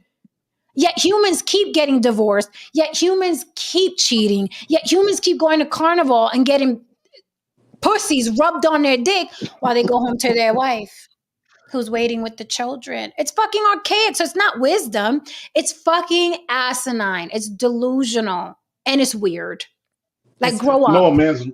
Like, grow up. For most men I see, their most productive time, their most ambitious times, and their most just, I guess, killer moments are before they get married. before they get the family. And a lot Right. of times, and I noticed that because their bodies, their minds, the nature of it is in the sense where it's just like, we have to go out there, we have to go get money, we have to make sure that we have all these resources because you need a family, you need to go there and reproduce, you need to go make some people, blah, blah, blah. You need to do what you need to, what you're supposed to do on this earth as a man. You go out there and you rub your hands together, boom, boom, boom, you make your little your empire. And for a lot of these guys, they get it, they get the family, get the dog, and blah, blah, blah, blah, blah. And then they sit down.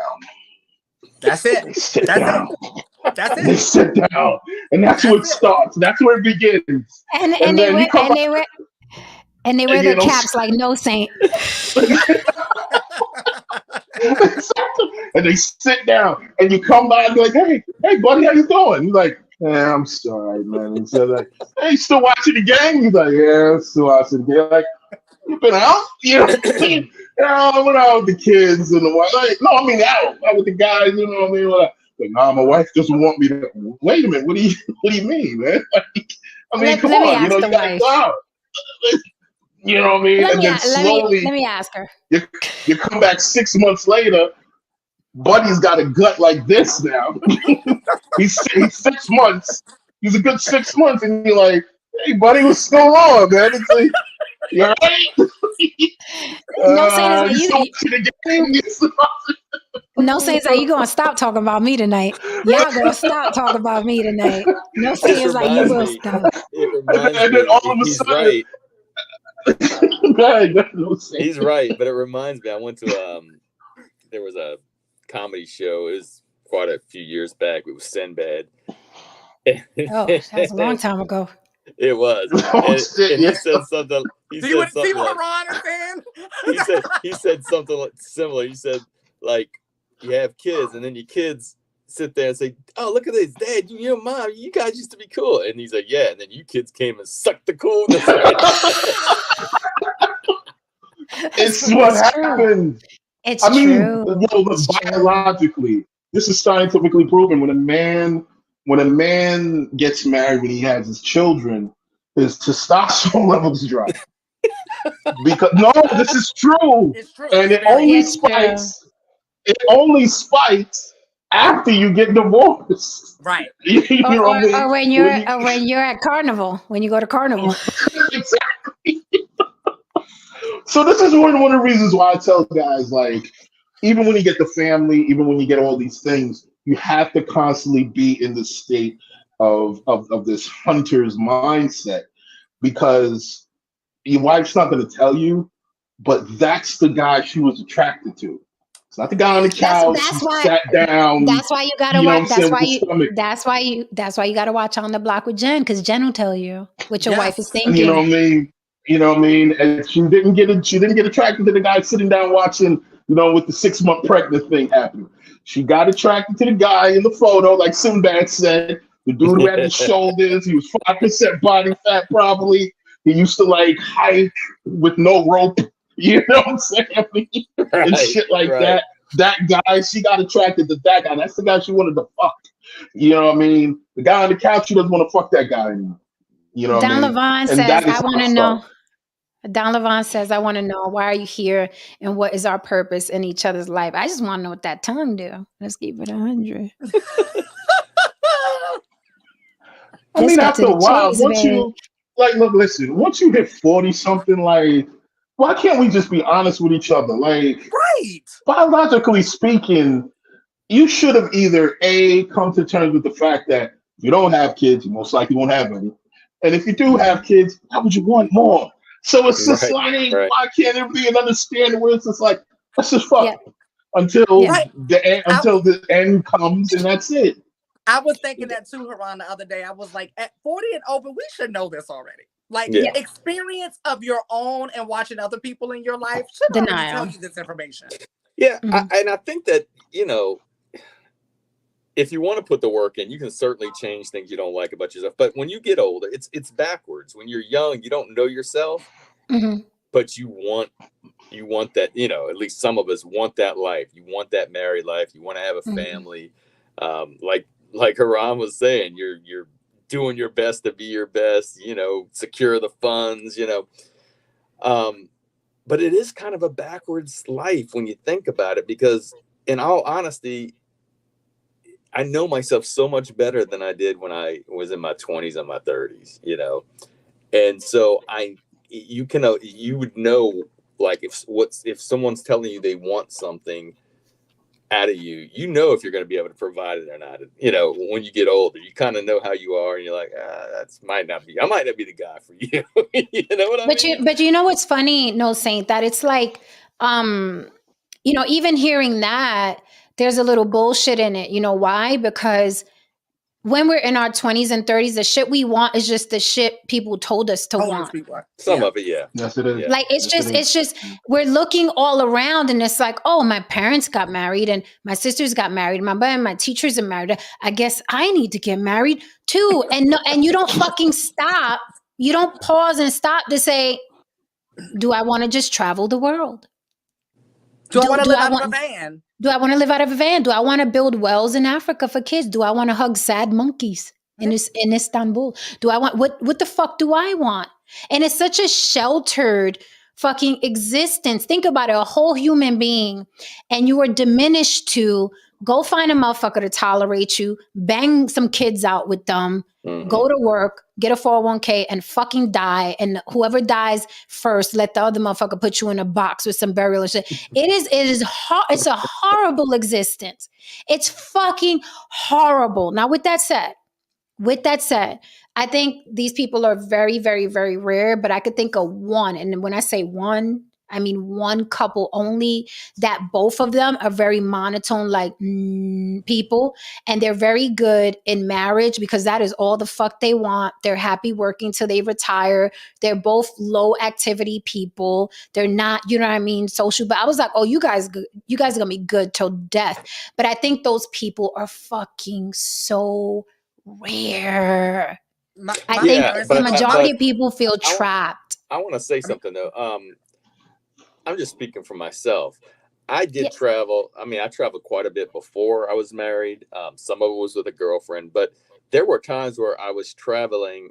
Like the first time I went, I've been to Mount Rushmore a couple of times, but the first time I went to Mount Rushmore, or the first time I went to, you know, a certain place, and I was like, man, this is cool, but I wish I had somebody next to me, and not necessarily just someone.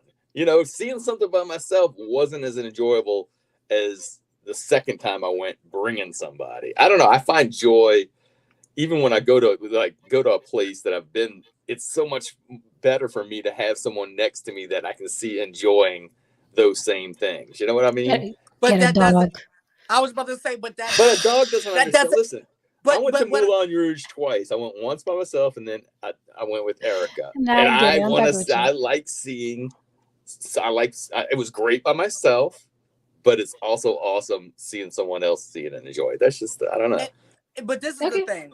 This is, but that doesn't take marriage to have that experience, right? No, it doesn't. True. But Very true. Because this is the thing. I'm not against marriage. Right. It's just that history has shown me that it's not the most natural thing for the majority of society, right? Jen, I know the one couple I know is my parents. They are literally those people. They are like, they're so those people that I feel like if one goes, the other one's going right the day after, right?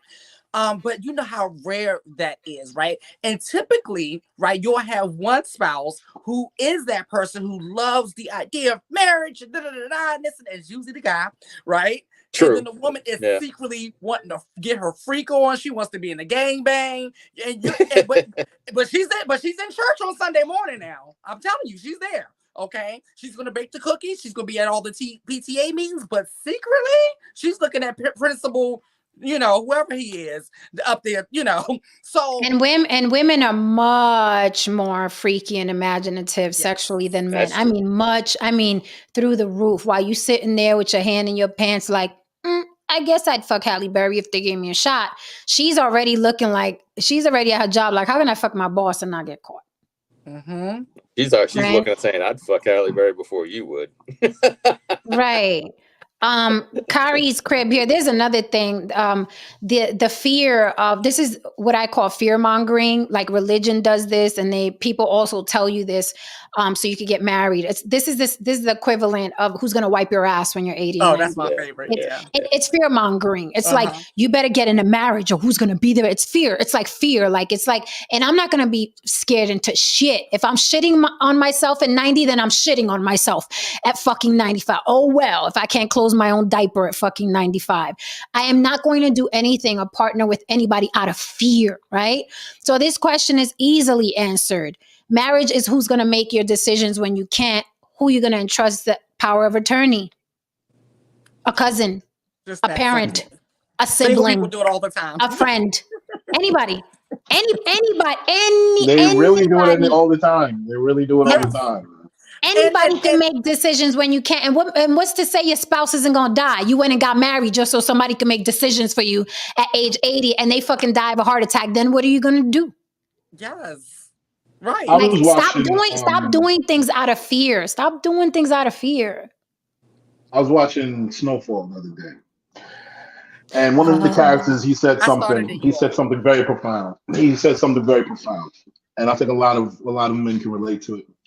He said, as a man, and this particular guy was in the military, he said, as a man, you could spend your whole life just being a complete fucking badass.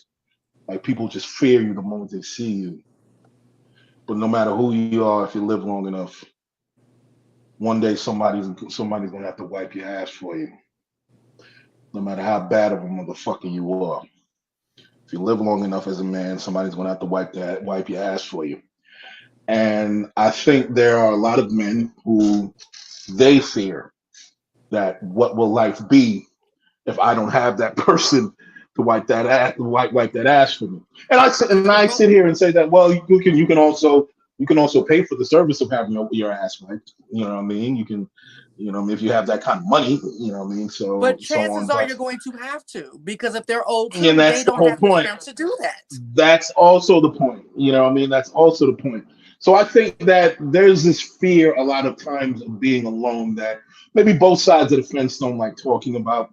And that's another discussion entirely, where it's just like, do you want a partner, or you just don't want to be alone?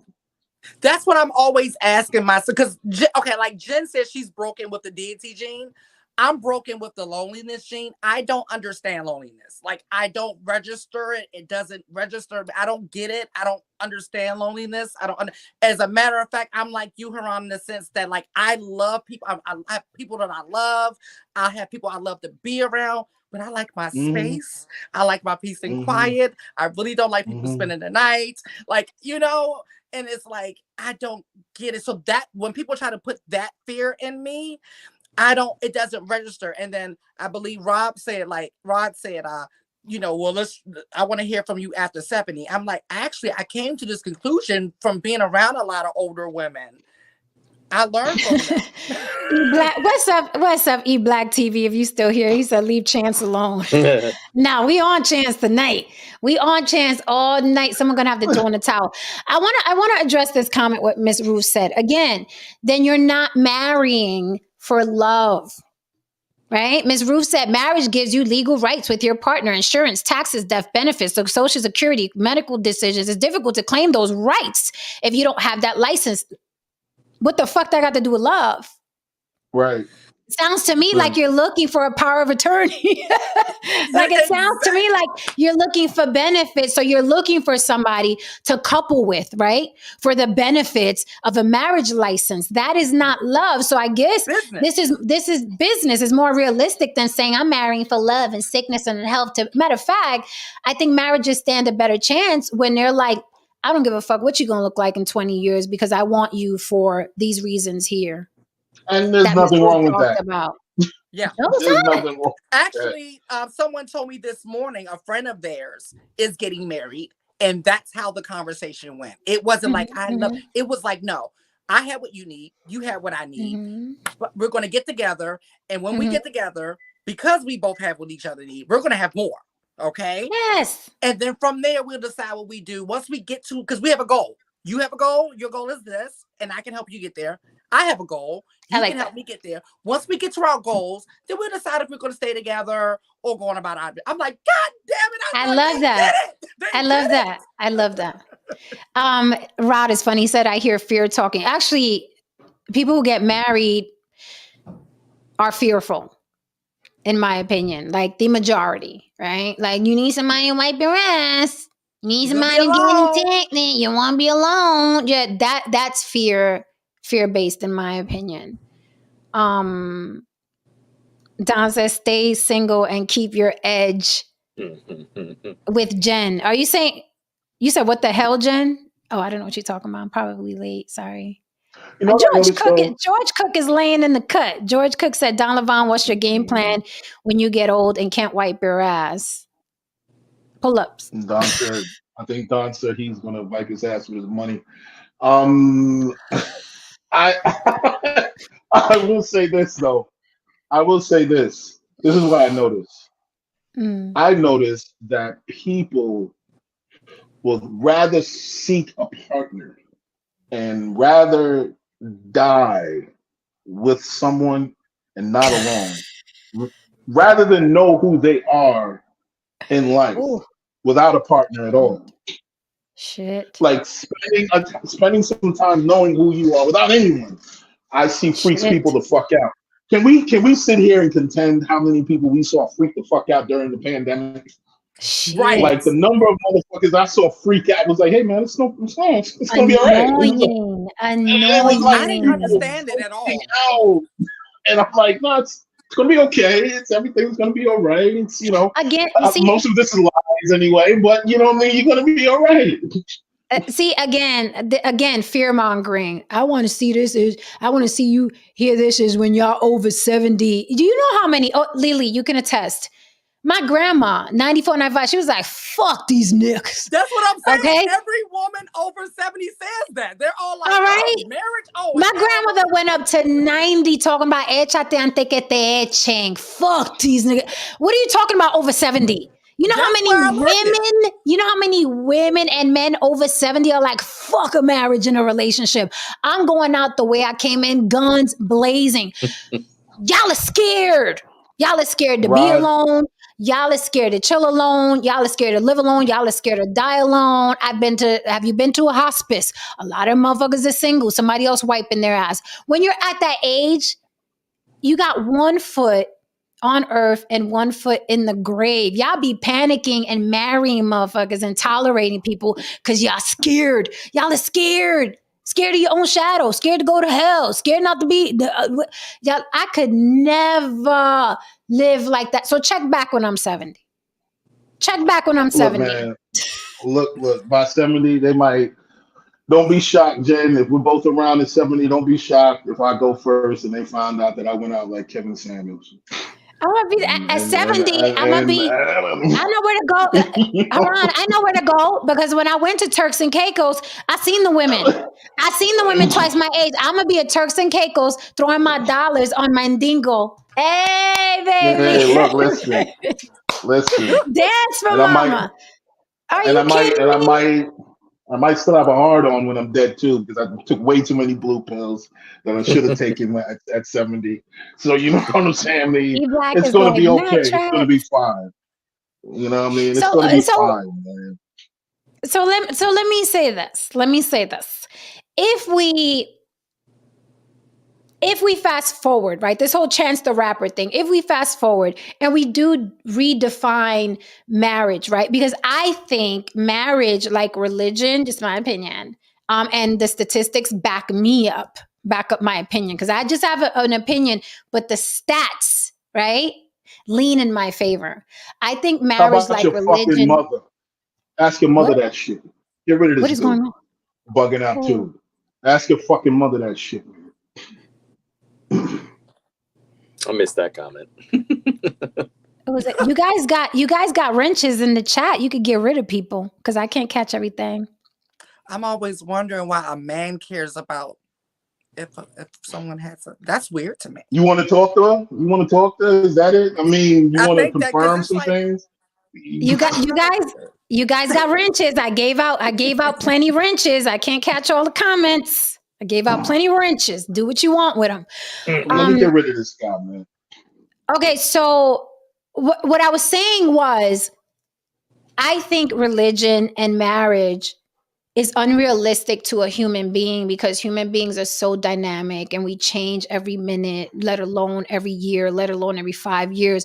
I think vows are unrealistic. That is why we have men ogling, wanting, flirting with, getting danced on their dick by other women and then making excuses for it. We say things like, a man is just going to be a man. He was just partying. It didn't mean anything. But if you're taking a vow with a woman, fidelity, loyalty, etc., I'm sorry. I think what Chance the Rapper is doing was very disrespectful for a married man. Extremely. And that's aside from me being the crazy Jen who wants me and my man alone on a planet, like the movie Inception. Aside from that, let's put that on, because you know that Jen ain't having it at all. Like Lily said, that conversation ain't even happening where you going. It's not even happening. I mean, You're not bringing that shit to me. But aside from that, I think that was extremely disrespectful for a married man who has children. Sorry, the way you guys present marriage and vows to me in religion, I'm not expecting you to be at a party with several women rubbing their pussy on your dick. I'm just not expecting that, right? So is marriage, the vows and the trap of marriage and the vows of marriage, is it unrealistic for the average human being when the human being likes, you know, getting rubbed on and touched on and flirted with and feeling attractive to the opposite sex? And is it unrealistic? Is it unrealistic? Are vows unrealistic? Is religion is it unrealistic? It's unrealistic because monogamy is unrealistic for most folks. So let's just talk about that. Let's just start there with monogamy. Right? So if monogamy is unrealistic for most folks, then the traditional marriage and the way that it's presented to us is unrealistic. For most folks.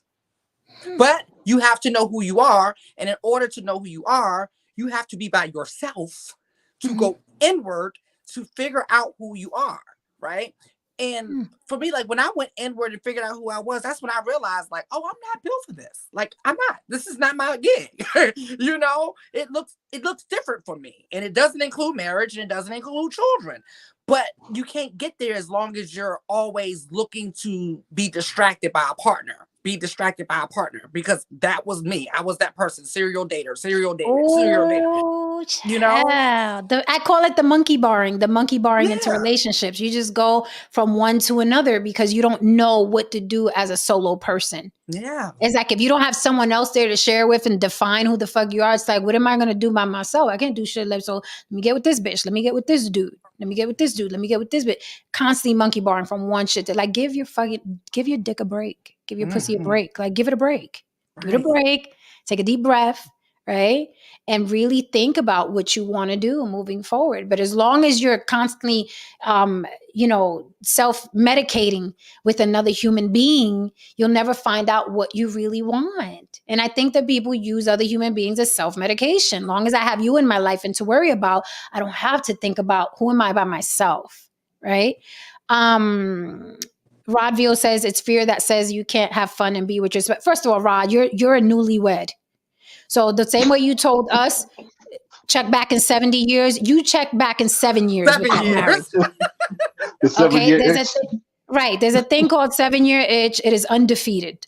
Okay, so you come back in 7 years and let me know how you and your wife feel about each other. Now, I wish you all the best, but come back in 7 years. Okay, sir, ma'am, sir. I understand totally what Jen is saying.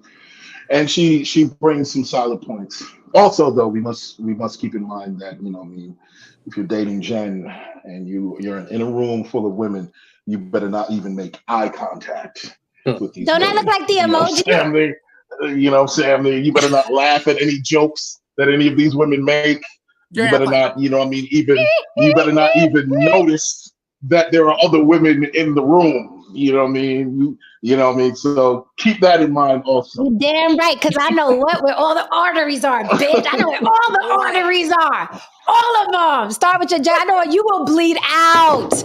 Okay. No one will be able to help you. All right. I will be laughing at the EMS trying. No one will be able to help you, motherfucker. Told you. Don't get with me because I'm not a fucking joke. The fact that she did this instead of that, yeah. You Yeah, know where the fucking arteries are, Haran. I do, you know what I mean? But clearly you do also. So, you know what I mean? I know all of them all, but you also do. So, leave me the fuck alone. You're short. You're closer to the arteries. You're closer to the vital fucking organ. am. I'm like, but listen, men should appreciate how fucking honest I am. What woman is gonna tell you beforehand? Right. She's gonna act like, oh, I could take whatever. I ain't jealous. I don't care. Oh, she got a fat ass. I see you, boo. I see you looking at her. No, I'm not. I'm telling you from the beginning. He's like, I'm telling you from the beginning. This is the size of my ass. If you enjoy asses bigger than this, let me alone. Yeah. Okay. Right. This is That's what a I'm fair- coming that's a with. fair 34, statement. 34, 24, 34. That's This is what I got for you, sir. This is what I got for you, sir. Okay. This is my resume. This is what I can do for you. Okay. I can make you better. I'm not going to talk life into you because I'm not your mama, but I can take your business from here to there. I can help you, sir. And I'm 34, That's 24, great. 34. Okay. This is what it is. But I can't have you chance the rap ring at Carnival. Look, I don't want love, man. I want some stock options. You know some. You got a stock, man. Are you a financial genius? Like, can you do these taxes? I'll put you up. I'll put you up if you got it like that, baby. Like, come on now. Like, we ain't gotta love each other. Kari, and people die and get divorced. He said power of attorneys expire and can be contested. Marriages expire as well. Spouses die. Everything expires. You got family, friends. If you ain't got no family and friends or people that you know in law that you can entrust with you are fucked. Like, marriage is the least of your problems. Big worries. Exactly. Marriage is the least, because right now off top, I could think of people that I can call that I've known over 20 years that I can entrust with my shit. Right. Okay. And I've never married any of them. I've never fucked any of them. Right now, I could think of people that it's like, well, I could call Xavier for this, and I could call Tim for that, and I could call this girl for this because I know she'll take care of that. If you ain't got none of that, if you just hanging on the nuts of a marriage, so this person can help you, you fuck, because people die every day. Yeah. People die, and then what are you gonna do? And I have one woman that I can call. Who put their identity into their marriage. Like, they make their marriage their identity, of their children. You don't see these women like, I'm Mrs. Those are when their marriages end, they be wanting to end everything else, because they have put and it's like, that's not who you are. But because they don't know who they are, they make that their identity. So it's just. George Cook says, there's a good question. Jen, have any of you had to take care of an elderly relative who could not do it for themselves? I have had to do that, and it changed my perspective on things. Yes, sir, I have. I had to clean and wipe my grandmama. She was in the hospice, and all the grandkids took turns, or my mother took turns. It is a very, very sad, horrific thing to have to do to someone and with someone that you love so much and has so much life in them just a couple years prior. I know what that's like. It is one of the most heartbreaking things I experienced. Did not change my perspective about marriage. Did not change my perspective about dying alone. It just did not. I will not live out of fear. I refuse. I am not that type of spirit. I am not that type of person. I live no fear. I understand that life will end in death, right? And some of us will go good. Some of us will go bad. Some of us will go in our sleep. Some of us will go suffering. That is life. But I'm doing my best. I'm working out. I'm drinking lots of water, trying to stay stress-free. I'm trying to be around good, positive people and have positive vibes. That is all we can do. That is the only thing we can control. We can't control marrying somebody and they're gonna be there for us and be faithful and trust them with stuff and they're not gonna fuck us in the ass. We can't control other people. The only thing I can do is control myself and hope that I die well. Because some people die suffering from sickness, or that's all we can do, George, is control that. But yes, I had to wipe my grandmother's ass when she couldn't do it any longer. It didn't change. I'm not going to live in fear. I'm not going to shack up with a guy because who going to wipe my ass and who am I going to entrust with my will and my money? No, I got money put aside. I want to be cremated. I got money put aside so I'm not a burden on a motherfucker alive, okay? And that's how it's going to be. And that's part of life. I am not going to we're not here for long. I'm not going to live scared and living with somebody, because I need a power of attorney when I'm 85. I refuse. I'm not going to do it. No. I'm not going to do it. There goes in the money. Throw my shit in a fucking oven. Spread the ashes where I told you to and get it popping. Keep it pushing. Mm-hmm. Do all that crying shit. Play the music I like. Get the fucking party on and keep it fucking pushing. Think about all the times I made you laugh, and you know what I'm saying? Like I'm not gonna live out of fear. I'm not gonna. I'm right with you, Jen. I don't need nobody doing all that crying. It's like, bitch, I live good. What you talking about? What y'all crying about? Like, I live good. Like, y'all better just be talking about all. Y'all better just be talking about all the crazy shit I said. That's what y'all better be doing.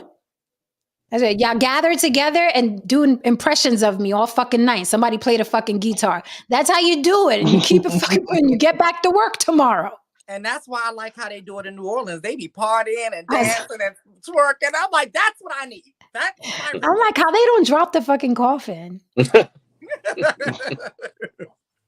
That shit look. I'm like, don't be fucking dancing around my car. Throw me in the oven. Matter of fact, I even said, listen, to give this is my only request. And I know y'all gonna be like fucking figures. My only request is mix my fucking ashes with glitter before you throw me out in the Pacific Ocean. Bury me where my ancestors jumped the ships. That's all I want. Add glitter in the mix. Give it to the guy that's doing a cremation. Add glitter to the mix. All right? Fly your ass out to Puerto Rico. Throw me in the ocean where my people jump the ships. Simple, easy peasy. I love that. That's dope. Easy peasy. And you'll get to do my memorial in beautiful Puerto Rico. Easy peasy. Right. And that's a funny thing you should say that. Don't be wasting space with a body that's not even going to do anything anymore. Right. No. And that's another thing. And I don't want to burden people. I did my time here. Right. I don't want to burden people with going to a plot. That's just my opinion. I know you guys are going to be like, no, I need a plot to go think about my mama. I understand. I respect it. I'm saying for me, I don't want to burden my child and my family with going to a fucking plot. Mm-hmm. I'm not, do not put me in a box and a plot. I don't want to burden you with, oh, it's Mother's Day. I guess we better go to the cemetery today. No. Because the truth is, after a couple of generations, there's going to be no one in the world that's going to remember your ass. Let me tell you, it's a novel idea, and maybe your immediate children will go. Maybe they'll drag your grandkids to go, and they'll be like, why are we here while they're on the phone and you're taking pictures with the fucking tombstone? It's shit to think about. Okay. Maybe your kids will go and the grandkids will be like, how long are we going to be here at grandma's grave? Right. And then, they're not going to keep going. And their children are definitely not going to go. Nope. Definitely not going to go. Get some glitter. Throw the shit in the fucking Pacific. Puerto Rico, party, have a good time, have some drinks on me. Keep it fucking pushing. And let me tell you something. I mean that with every fiber of my fucking being. I'm not just talking shit here. I don't believe in putting someone in. Just my opinion. Trigger warning. I know some people are sensitive, like, no, I want my mama in the box so I could go visit and talk to her. Great. Whatever. Because I ain't visiting no graves. I'm just letting you know that now. I'm not visiting graves. I don't visit graves. I hate them.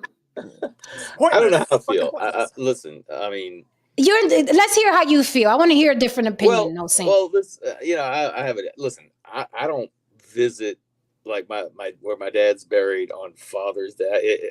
I went out there to put the plot down. I do find it fascinating because it's a family cemetery.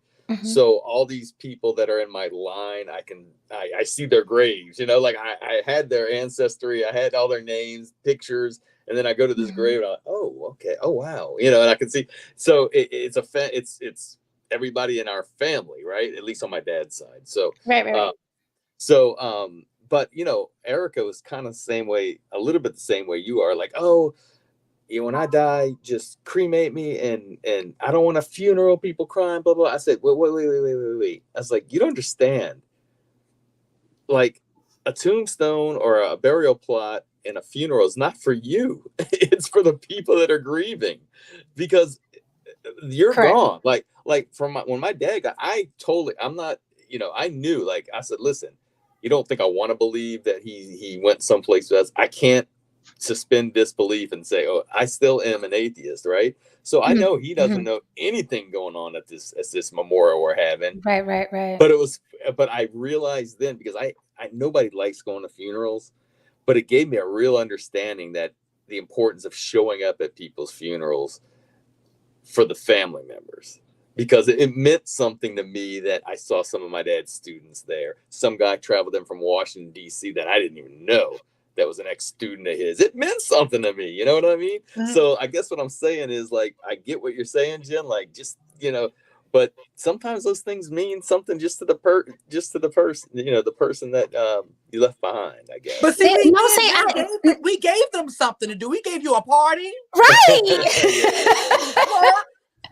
No, I agree. I Well, agree. It's a beautiful like, thing motherfuckers asking when a lot for a people. dead person, man.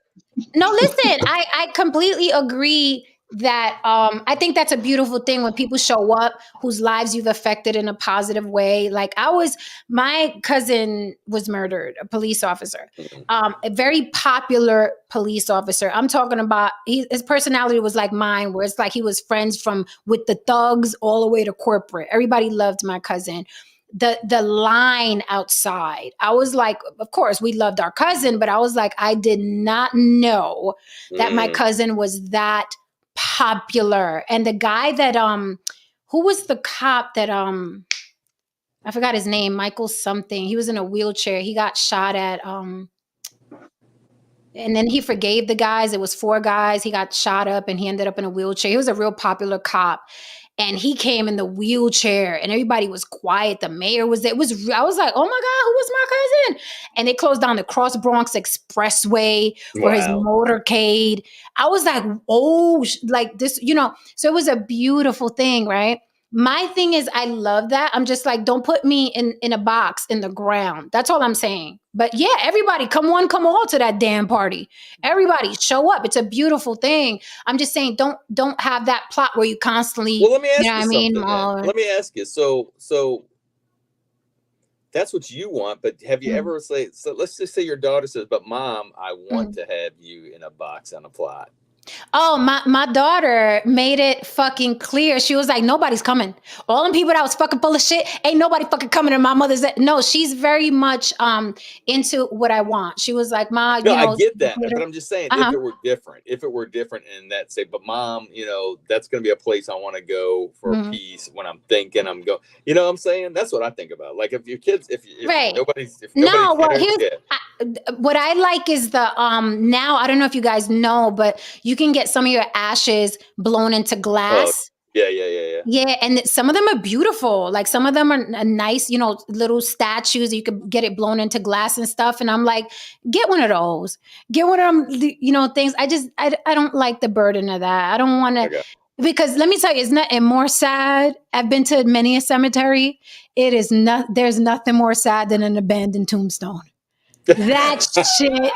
No saint. No saint. That's some sad shit. Like you will be at your relative's plot and there's flowers and butterflies and color rocks and that, and the plot next to it, no saint. No saint. There's weeds growing, fucking dust and dirt. Like it's like, yo, this is wrong. I start cleaning theirs off. I start cleaning theirs off because I feel so bad. Don't you feel bad? Every time I start cleaning theirs off, I do that. Yeah, I don't. That's why I don't really do. I don't do the. I just don't. No, I don't. I just want like one of my guitars to be sawed down, the sawdust to be mixed with my ashes, There you and go. just basically thrown into Montego Bay. And that's pretty Montego much it. Bay. Mhm. Okay. As a matter of fact, I asked this lady to come up. Let's see if she'll come up. She's in an embalmer. I'll see if she can come up and talk to us about this. I think it would be fun. I hit her up, but I know she'd be busy. I know that lady. Somebody said something. Somebody said something about something. No, yeah, like, yeah, I'm not doing the fear thing. Life's too fucking short to be. Listen, I'm going out with my tits out. And I don't care how long they get. I don't care how long I don't care. I'll be 90 years old. My Right, tits so are you gonna know, be like, they're gonna be slapping me in the back. I don't give a damn. I'm living in this bitch where I'm living till my clock stops. that's how I look at it. I'm living. All of the people, like the older dolls that I know, they live their best lives. Right. And like they all are pretty much the same. Like they've done the marriage thing. They like, oh hell no. I'm never I ain't doing been there, it, done you that, know? because my grandmother had gotten married too. She got married too, and she kicked him to the. Thank you so much for the super chat, Steve M. Good to see you, sir.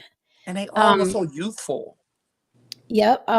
Thank you so much for the super chat, Dawn Lavon. Wait a minute, he getting cute. What he said? Jen want to be buried in a 50-gallon drum like a mom. No, I sir. love that. No, sir. I do not. Please hit that like and subscribe. No, my Don Levon said, feed my body to the hogs, going out country style. Yo. Yes, they did it first, Rod, and that's how they realized that it's not for them. No. He said, I don't care if you feed it to the buzzards. Especially like Oh, after God. they've had their children and raised their children, they're like, what's the point? Like I could be in a relationship, I can have Mhm. love or whatever, you know, but I don't need all the extra bells and whistles. Let's listen to each Right. other's love. Yes. But going back to we could wrap soon if you guys want to, even though this conversation is getting so fucking good. Yeah, we gotta revisit this whole death thing. We gotta take the fear out of that too. Y'all be afraid to die and y'all gonna Everything. die. Right. I'm like, everyone's doing Like it. you fucking die. Like it's like y'all I don't gotta understand. be prepared. Be Is prepared. there a moment when nobody's afraid? Because people are afraid to live, people are afraid to die, people are afraid to follow their dreams, people are afraid to just. People are just afraid. Is there any moment where fear of people are success, just fear of not fucking failure? afraid? All this. Damn. Where do most people live in their purpose fearlessly? When do most people do that? Because I don't wake up afraid of shit. No. You know what I mean? Damn, that's it. We gotta do a whole Except to be topic. Except to We be gotta do a audible. whole topic on fucking fear. We gotta do a whole fucking topic Yeah, on fucking fear. man. Let me run and grab my charger because I don't want to close and get cut off. I'm gonna run right back and then we could close. All right, guys? Mm-hmm. Yeah. So people, again, go ahead, Lee. Go ahead. Oh no, go ahead. No, so what I'm basically saying is that I'm mostly bumping into people who constantly, especially adults, over 30, 35, there's just these constant discussions about fear. Or is it either they literally say it or you can see it through their actions? And at one point in time, do people actually live their lives, man? Right. They live their lives just unapologetically, man. Ron, I see this daily. I see it daily. I be looking at people like, you're living someone else's dream. This is not your dream. This is not even your dream. That's awesome. Let me ask you something. Did she mute that?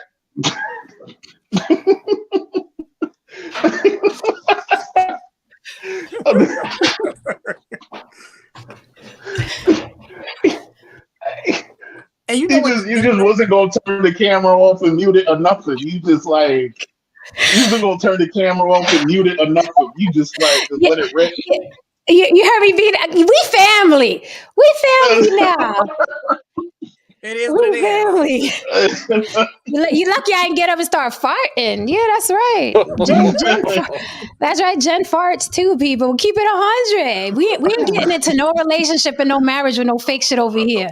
Right. Okay, just know if I'm asleep next to you and my little booty's tooted up and you hear, don't say nothing.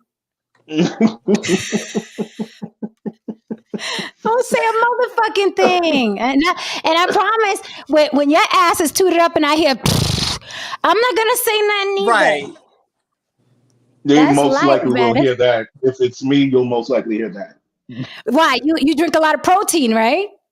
Right, exactly. Yeah. So yeah. That protein Okay. does That's another reason. That's another reason why you don't want to live with me. That's another. Yeah, my Look at Don said. Don said, "Oh my God, oh my God. Remember that time I told you why I went to anger management? I broke my baby daddy's nose. It was because of this. Yeah, I confess. You told me You you see broke the how nigga nose? I didn't tell you, Man, Ron. it's a little. What the hell do you get this strength from? You're like 4'5". Like what? Because what? Haran, you don't understand. I am my father's child. I listen. He said he's afraid of me catching him looking at another. It was really bad. I was in my 20s, so I hadn't gone to anger management yet. Oh my God, trigger warning. We were in a car. We just came from a little boat thing, and he was sitting in the car driving. And when I tell you I was seething in that passenger seat, and I was like, you fucking and I was seething, and he was like, driving.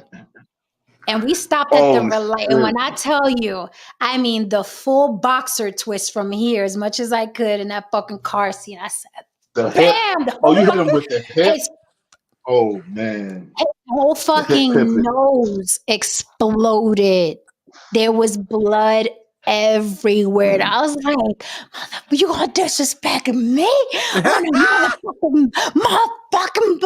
a bitch? You gonna be looking at bitches when I'm just it was fucking horrible. And he didn't want to go to the hospital to fix it. The guy, and he was a bodybuilder, so he was like, whatever, I could walk it off. To this day, his nose has a dent in it. And he reminds me, like, do you know that shit? Because it's like, and let me tell you, to this day, you know how we all have regrets. Like, it's like that shit is on my list of like, I felt to this day I feel bad. And I'm 49 now, and this was in my 20s. Okay, this was in my mid 20s.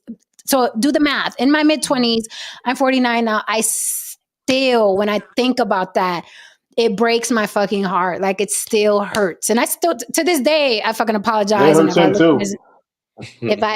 I look at his nose, I feel bad. And that's why I volunteered for anger management. Because I was like, what the fuck am I doing? What is this?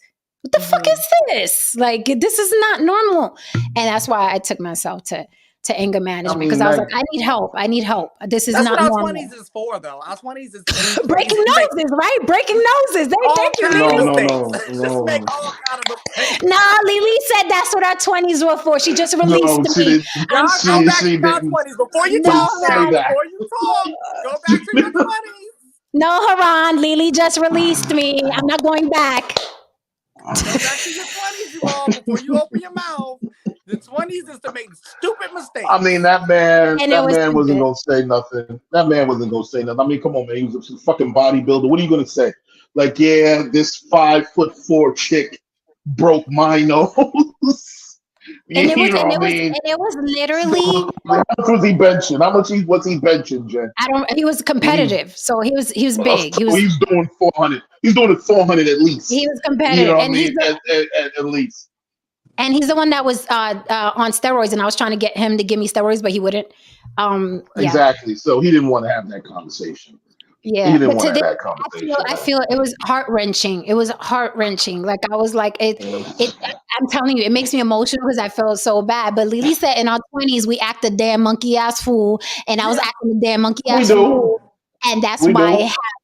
Yep, because I got my monkey-ass fool regret from relationship stuff that I did in my 20s. So, yeah. I'm not going to sit here and judge. I can't do it. It was I will absolutely admit, terrible. I will admit that as in Is my this shit 20s, charging? I did something over a woman that was absolutely stupid. That could have really cost me my freedom. You know what I mean? I did something to some Is this dude my over a phone woman charging? that really could have cost me my fucking freedom. I'm not gonna get into what it was, but you know what I mean. I can't You admit don't that. want to talk about the Oh shit you no. did. Oh no, because police coming for Mhm. you ain't gonna be the same thing like police coming for me. You know? Okay. Let's It look make a that little different. distinction, okay, sweetie? Let's Right. always make that distinction. You have a bit of privilege when it comes to the law, as opposed to me. You know? Oh my God. look at Tristan. Tristan said, let's go, violence, baby. Beat that ass. Whoop that trick. Okay, Tristan. Come on, egg it No, on but up. he listen, I'm talking about I'm talking about my baby daddy. So it was horrible because I went directly from my home. He was my first relationship, right? So I went from the shit I saw in my home directly into a Right. relationship. That's So what I we're gonna was do. and so I was fresh out of, oh, I know how to do a relationship. I seen. Mm-hmm. Right. So I was there with it. And I'm telling you, I did that to him because he was fucking looking at a bitch on a boat. And I was like, you gonna disrespect me? Oh my God. And back then I was like, bitch. Like, you know what I mean? I did a lot of violent shit to him though. Like he can't close his hand all the way like this. Like he can only go like up to here with these fingers because his tendons is fucked up because I did some other shit to him. Like it was bad. It was terrible. I was wrong. I was wrong.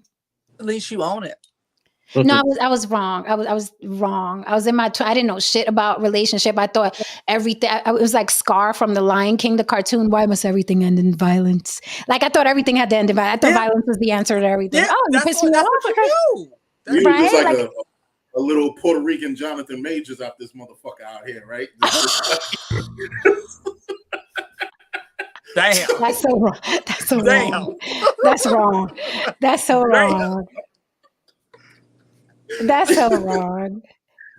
Wait, Don, where are you going? Now Don wants to leave me because I'm telling these fucking stories. Don, don't leave. He said, just tell me now, do I need to run? Baby, you know this shit excites you. You know I may punch you in the face. You're like, let me see. You don't look that good, huh, Don? That's why I said I just want to play. That's why I said, I'll just take some food and be about my way. He said, I don't fart. I poot fairy dust. Yeah, I poot fairy dust. Oh my God. Oh, Kennedy, watch your mouth. Don't ever address me as a bitch again. You could do that with your woman. Okay. And I get, you guys talk to your women a certain way. Don't ever do that again. Okay, hon? Okay. I'm gonna let you slide this one time, but don't ever address me like that again. Okay. All right. Okay. What did he say? Tristan and Steven. No, Don, don't go nowhere. I don't know what that tongue do yet. Let's take care of that first and then you can go.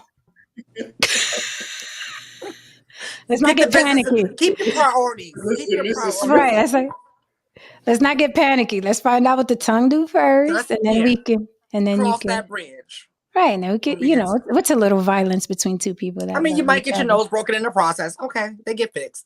No, I'm reformed. I'm reformed. Yes, you are.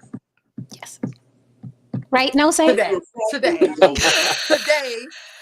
because the situation is not presenting itself. Oh my God, Lily! You know what I feel the most spiritual is when I'm by myself. When you add another human being into the mix, I realize I'm not as spiritual as I've been giving myself credit for. Oh my God, Lily! What if I'm not cured? I don't think I'm cured. I don't think because what if I get it? Chased her ex with a knife because he cheated. Who? What? Tova. Oh, Tova. Tova's Puerto Rican too. She said, I was absolutely crazy too. In my 20s, I chased my ex with a knife because he cheated. Oh, that was justified. What are you talking about, girl? That was just he cheated. That was justified. With a blowtorch before. A what? A blowtorch. I was threatened with a blowtorch before. Oh, Those things are real. nice. I like how That's she said innovative. it. That's That close to innovative. them, you can feel the heat. Like, god damn, you really have to be that fucking close. Wait, have you guys ever dated a violent girl? No saying around, like a violent, like in a relationship with someone who was violent in a relationship. Yeah, I've been with a No saying. That's so good. I mean, Erica could, if I would ever done something seriously wrong, I think she could be violent, but not just something, not like looking at a girl on a boat. No. Okay.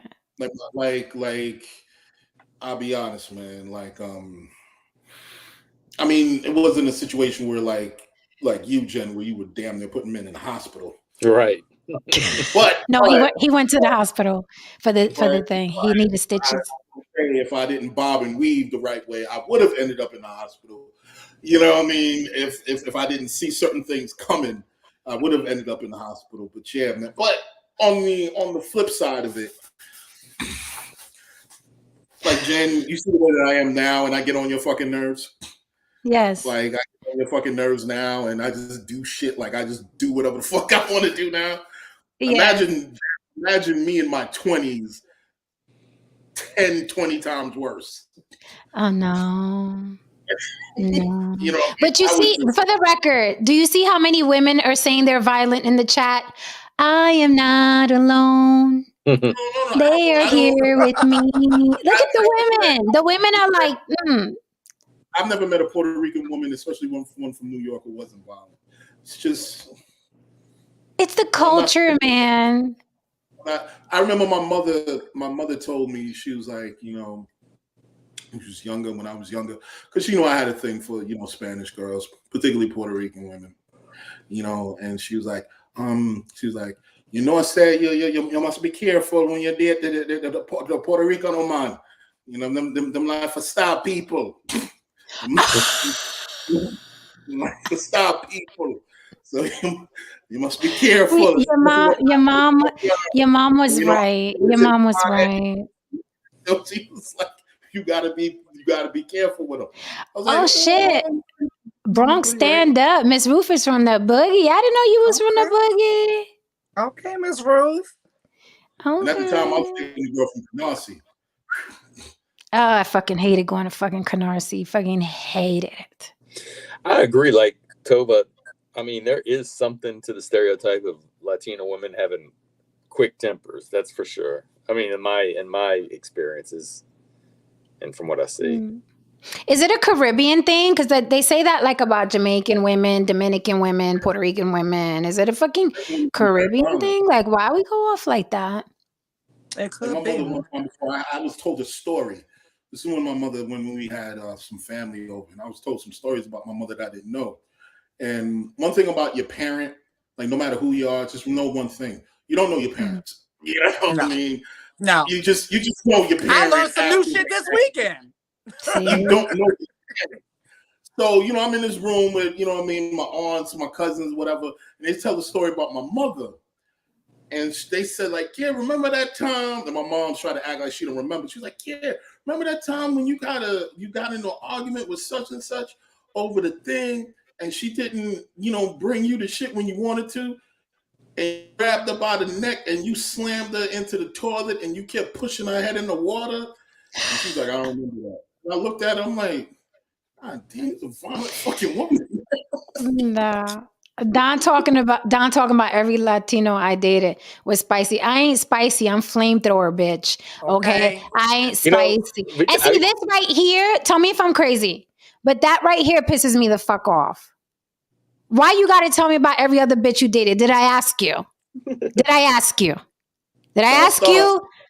Okay, before me, there's no other woman that existed. Did I ask you? You were a virgin. That would be our first argument. Did I ask you though? Did I ask you? Okay, this is how it would look, so you guys could get the preview. Did I fucking ask you? Because she was supposed to be a virgin. Don't ruin dinner. Don't fucking ruin dinner. I got dressed. We're out at a nice restaurant. Don't fucking ruin the steak. I'd like to finish my steak. Like, remember that skit I showed you, Jen? The two Jamaicans arguing. Remember that skit Yeah. I showed you? My aunt and uncle were just like that when I was younger. I'd be in the back seat, and my aunt and uncle would just fucking going at it. You know what I mean? And the women, Dawn says she is not. Jamaican women are very funny because they're very feminine and very submissive with their men until you piss them off. You know Right? what it reminds me of? You know what it reminds me of? We know. I'm going to start a new theory. You remember? You know how the killer bees came about? How did they come about? I don't know. So they mixed European bees with Africanized bees. so Seriously? Yes, and they became that's how killer bees. Well, maybe we on to something. I mean, So, maybe Latinas because you got a little bit of European, a little bit of African. you gotta understand something. Like, look, listen, I'm gonna give you a little slavery narrative. There you Yeah, go. we're there. I'm gonna give you a little history lesson on slavery. African bees. The most violent slaves, were the Caribbean slaves, and a lot of the Caribbean slaves, their blood is very, it's closer to West Africans. West Africans are some violent motherfuckers. Violent. Still to this day. West Africans are some violent fucking people, especially the lineage between them and Jamaicans. That's why Jamaicans are often known as the most violent fucking slaves. You know what I mean? And the rebellion that they had against, the oppression of where they were, that shit was bloody as fuck. Donovan talk about. First of all, it's exciting. All right, it's exciting. Don't even try it. He said, "I thought she went to anger management. I think she need a refresher course. I just need some good dig. Like that. I need some good dig. I just want to explain, just in case anybody's interested. But no, they mixed those beads because there was some. They assumed that they would be able to have more honey, like mixing these two bees. It was, and then they escaped. Of course. And like you were saying, Haran. Nigga bees escaped. This is a hell of a narrative, right? Like you're saying, Haran, you're like, they're really sweet until you piss them off. They're really sweet. The Negro bees escaped. Okay, now I gotta look this up. No saying. I gotta confirm the story. Go for it. I'm like this, and he's like, and they escaped. Like what? Right. What you trying to say? What are you trying to say? No, I know we're not cutting the good dig, Don. No, we don't gonna do that.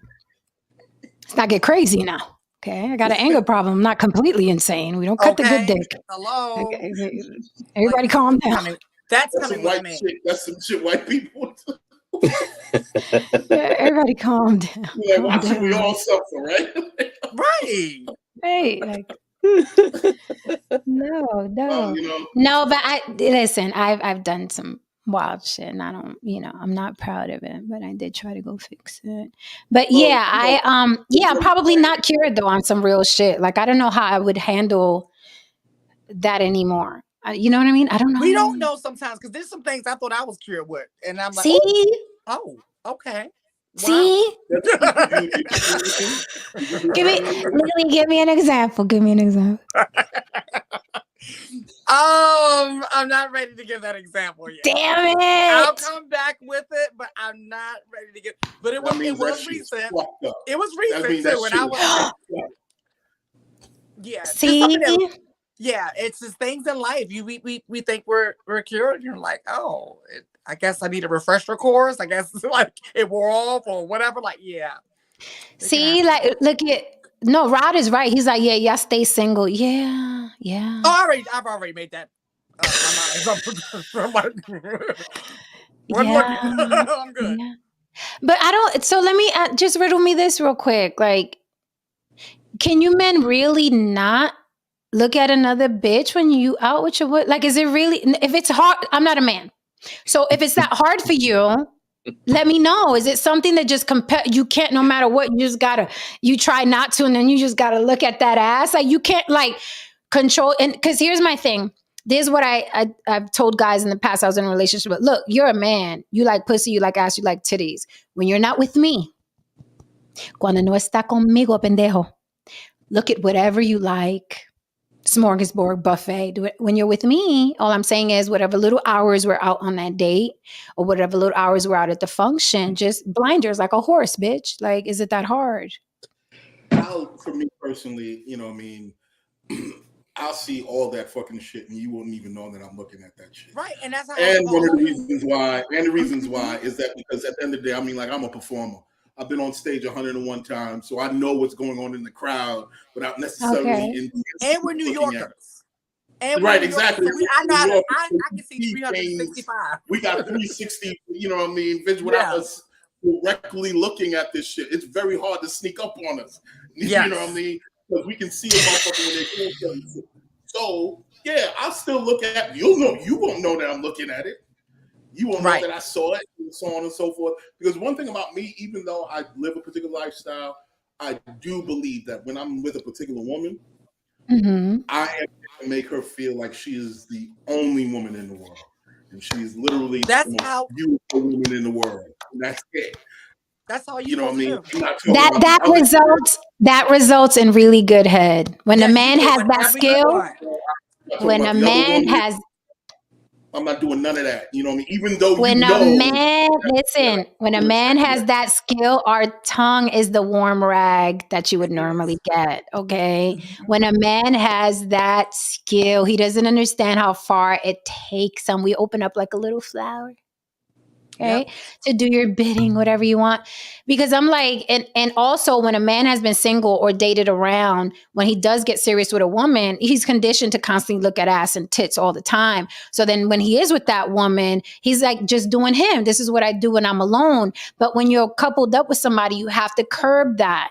Like you said, we're New Yorkers. I'm out. You think I don't see fine guys, 6'3", ass for days, and you could tell that tight t-shirt they're wearing is hiding a six-pack underneath. He just got the shape up, the beard and everything is perfect. Got them full lips. You think I didn't see that motherfucker walking? Is that what you think? I see everything. You think I didn't see him? Right? But you know, it's just like I'm with you, and I'm gonna make you feel like you're the baddest motherfucker in here, 5'7", pot belly. I'm gonna make you feel like you're the baddest motherfucker in here. And I expect you to reciprocate. It's that simple. And I will ignore the guy that's fine, who's waiting the table. I'll be like, baby, what do you like? All the while, you know what I mean? My body on the right side is hot because he look good. But you're not going to know that. You're not going to fucking know that. I'm like, but baby, whatever you want to eat. And I'm cutting your steak and everything. Now, my right side is hot. Every time he come back and asks, are we good? But you're not going to know. So all I ask is for men to reciprocate. When I'm with you, I'm the only woman on the planet. Just for a couple hours. Because when you're not with, that's fine. That's not to ask for, man. It's not too much to ask for. It really is. And that goes a long way. You get what you want doing that. And I cringe when I hear that. Some guys would be like, "What? Me and my girl shit, we love that shit. My girl be pointing out fat asses for me." I'm like, okay, all right, happy for y'all. Glad it's working out. Not me. I'm not that girl. I'm not that. Me and my man. That's it. I see her ass before. No. Because when I feel like they're doing that to do that pick me shit. And I'm like, girl, that's not even your thing. Like, stop doing that, ladies. Like, stop doing that. Because all you're doing is building resentment. That's all you're doing. That's all you're doing. And then you can't change the rules in the middle of the game. Because when it goes a little bit too far, just saying. I think that's that right there. A lot of people try to change the rules in the middle of the fucking game. And they've already got people with certain, function and the way the relationship worked. And it's like, if you weren't with that from the beginning, then why didn't you just say that? You know what I mean? We don't need goalposts moving. We don't need goalposts moving 5 or 6 years into the relationship. And I've seen that quite too often where people believe that they have, you know what it is? Far too many people succumb to the idea of being what is perceived as a perfect mate, Right. instead of being themselves. Right. A lot of times, the idea of a perfect mate really isn't most people. Really isn't most people. So a lot of times, what they do is they might curb certain things about themselves because people tell them, "Well, you got to do it." Yeah, to an extent, I understand, but when you start compromising yourself to the point where you're literally changing yourself in order to fit a certain element in the relationship, and you understand and you realize, you see, it's like holding a box, and the box could be real light, No Saint is leaving us. He's fading. No Saint, you all figuring. No Saint gotta go. Okay, No Saint, we love you. Come back tomorrow. Yeah, I will come back tomorrow. I gotta go though. All right, come back tomorrow. Friend. Good night, No Bye-bye, Saint. Let me finish this point real quick. Yeah, go ahead. It's like holding a box, and the box can be real light, super light, nothing in it. But if you hold it, no matter how light it is long enough, and it's not something that you naturally hold, you're gonna drop that shit eventually because your arms are gonna get fucking tired. Your arms are gonna get fucking tired, and you're just gonna be like, "Fuck this shit." That's what they call loving you and losing me. Ooh. And then this Run the chat, bend your back and wind your head for that. Give me that one time, yeah, give me that, girl, give me, hey, girl. That's what dropping the box looks like. But that's such a great point before we close. That's such a great point. Haram, because I saw that happen in real time. Like I was with a guy and he was doing everything that I wanted him to do and be. And I saw it happen in real time. I literally saw him not devolve, but I saw him morph back into exactly who he is. Like I was like, the stuff I used to complain about, like he morphed right back into doing all those things and just light, enjoyable things like watching sports all the time. When I was with him, he never watched sports because I have my theory about sports and how men waste a lot of their money-making time on motherfuckers who are millionaires running around with a ball. And I feel like it's a luxury. If you're not a millionaire, you should not be sitting there fucking watching millionaires on a continuum, right? Just my opinion. Don't fucking email me about shit.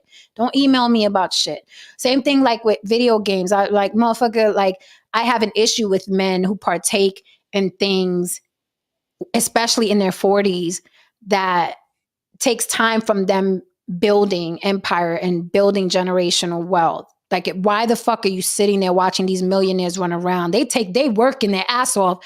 They build generational wealth for their family and their kids. You sitting there watching them with a fucking jersey on. Yep. Make it make sense. But that's just my thing, right? And he was down with all of that. Very militant. I used to be, believe it or not, I was super militant before, right? Super militant about whitey and all this shit. So he was all on that. And I'm very anti capitalism and the fucking holidays and all of that. He was like, yeah, fuck that. No Christmas. Fuck that. And I was like, your fucking sister's a fat bitch. Okay. Like she's fucking miserable. Mm-hmm. All right. And she has an issue with me and therefore I have an issue with her and I'm an atheist. And now they're like this. Like feminists is like this, right? So you see it in real time how people morph back into who they are. But I think that you should stand your ground. I think he should have stood his ground. But sometimes men, especially when it's an attractive woman, they're like, yo, what hoop I gotta fucking jump through to get her? I don't care what it is, whatever she says, I'm gonna do. And nobody should do that, man or woman. Like, stand your fucking ground, because you're gonna drop that box in the middle. You're gonna want to change the rules in the middle. Like both of you said, you're gonna drop that box. Eventually, it's gonna build resentment. So stand your fucking ground when you meet somebody. I'm not doing this. I'm not doing that. Be your full self. Yes. And in that way, self, please. Yes. And then that way I can decide, do I want to be with a man who's fucking got sports up the ass, who's, you know what I mean, marveling at these athletes when he should be making money, who's going to let his sister disrespect whatever woman he's with? Let me make that decision, you know what I mean, in the beginning, because I'm not tolerating this bitch. I'm not tolerating her. I don't tolerate people in my own family. I'm not going to tolerate that fat, miserable bitch because because you're related to her, right? So stand your ground in the beginning. Say, nope, I'm intimidated by my sister, and whoever she likes and don't like is who I'm going to be with. Let that be known in the beginning. Give people the fucking choice. Yep. You know what? And I didn't tell you two about this. It was last week. You know, I mean, me and this girl, we was kind of seeing about some things, you know what I mean? And we I guess we could say we was talking, and we was kind of going back and forth with some things. And there was certain things that kind of concerned me. Not even kind of concerned me. They concerned me. And I addressed it, and I didn't see any improvement. And then I kindly excused myself out of the situation. What was it though? And like what red flags? I tell y'all on the back end. It's kind of a long fucking story. But the point here is this. You know what I mean? What the fuck happened? I guess you need to find out. Anyway, you know. But the point of the matter is, I'm like, I guess she doesn't want to know.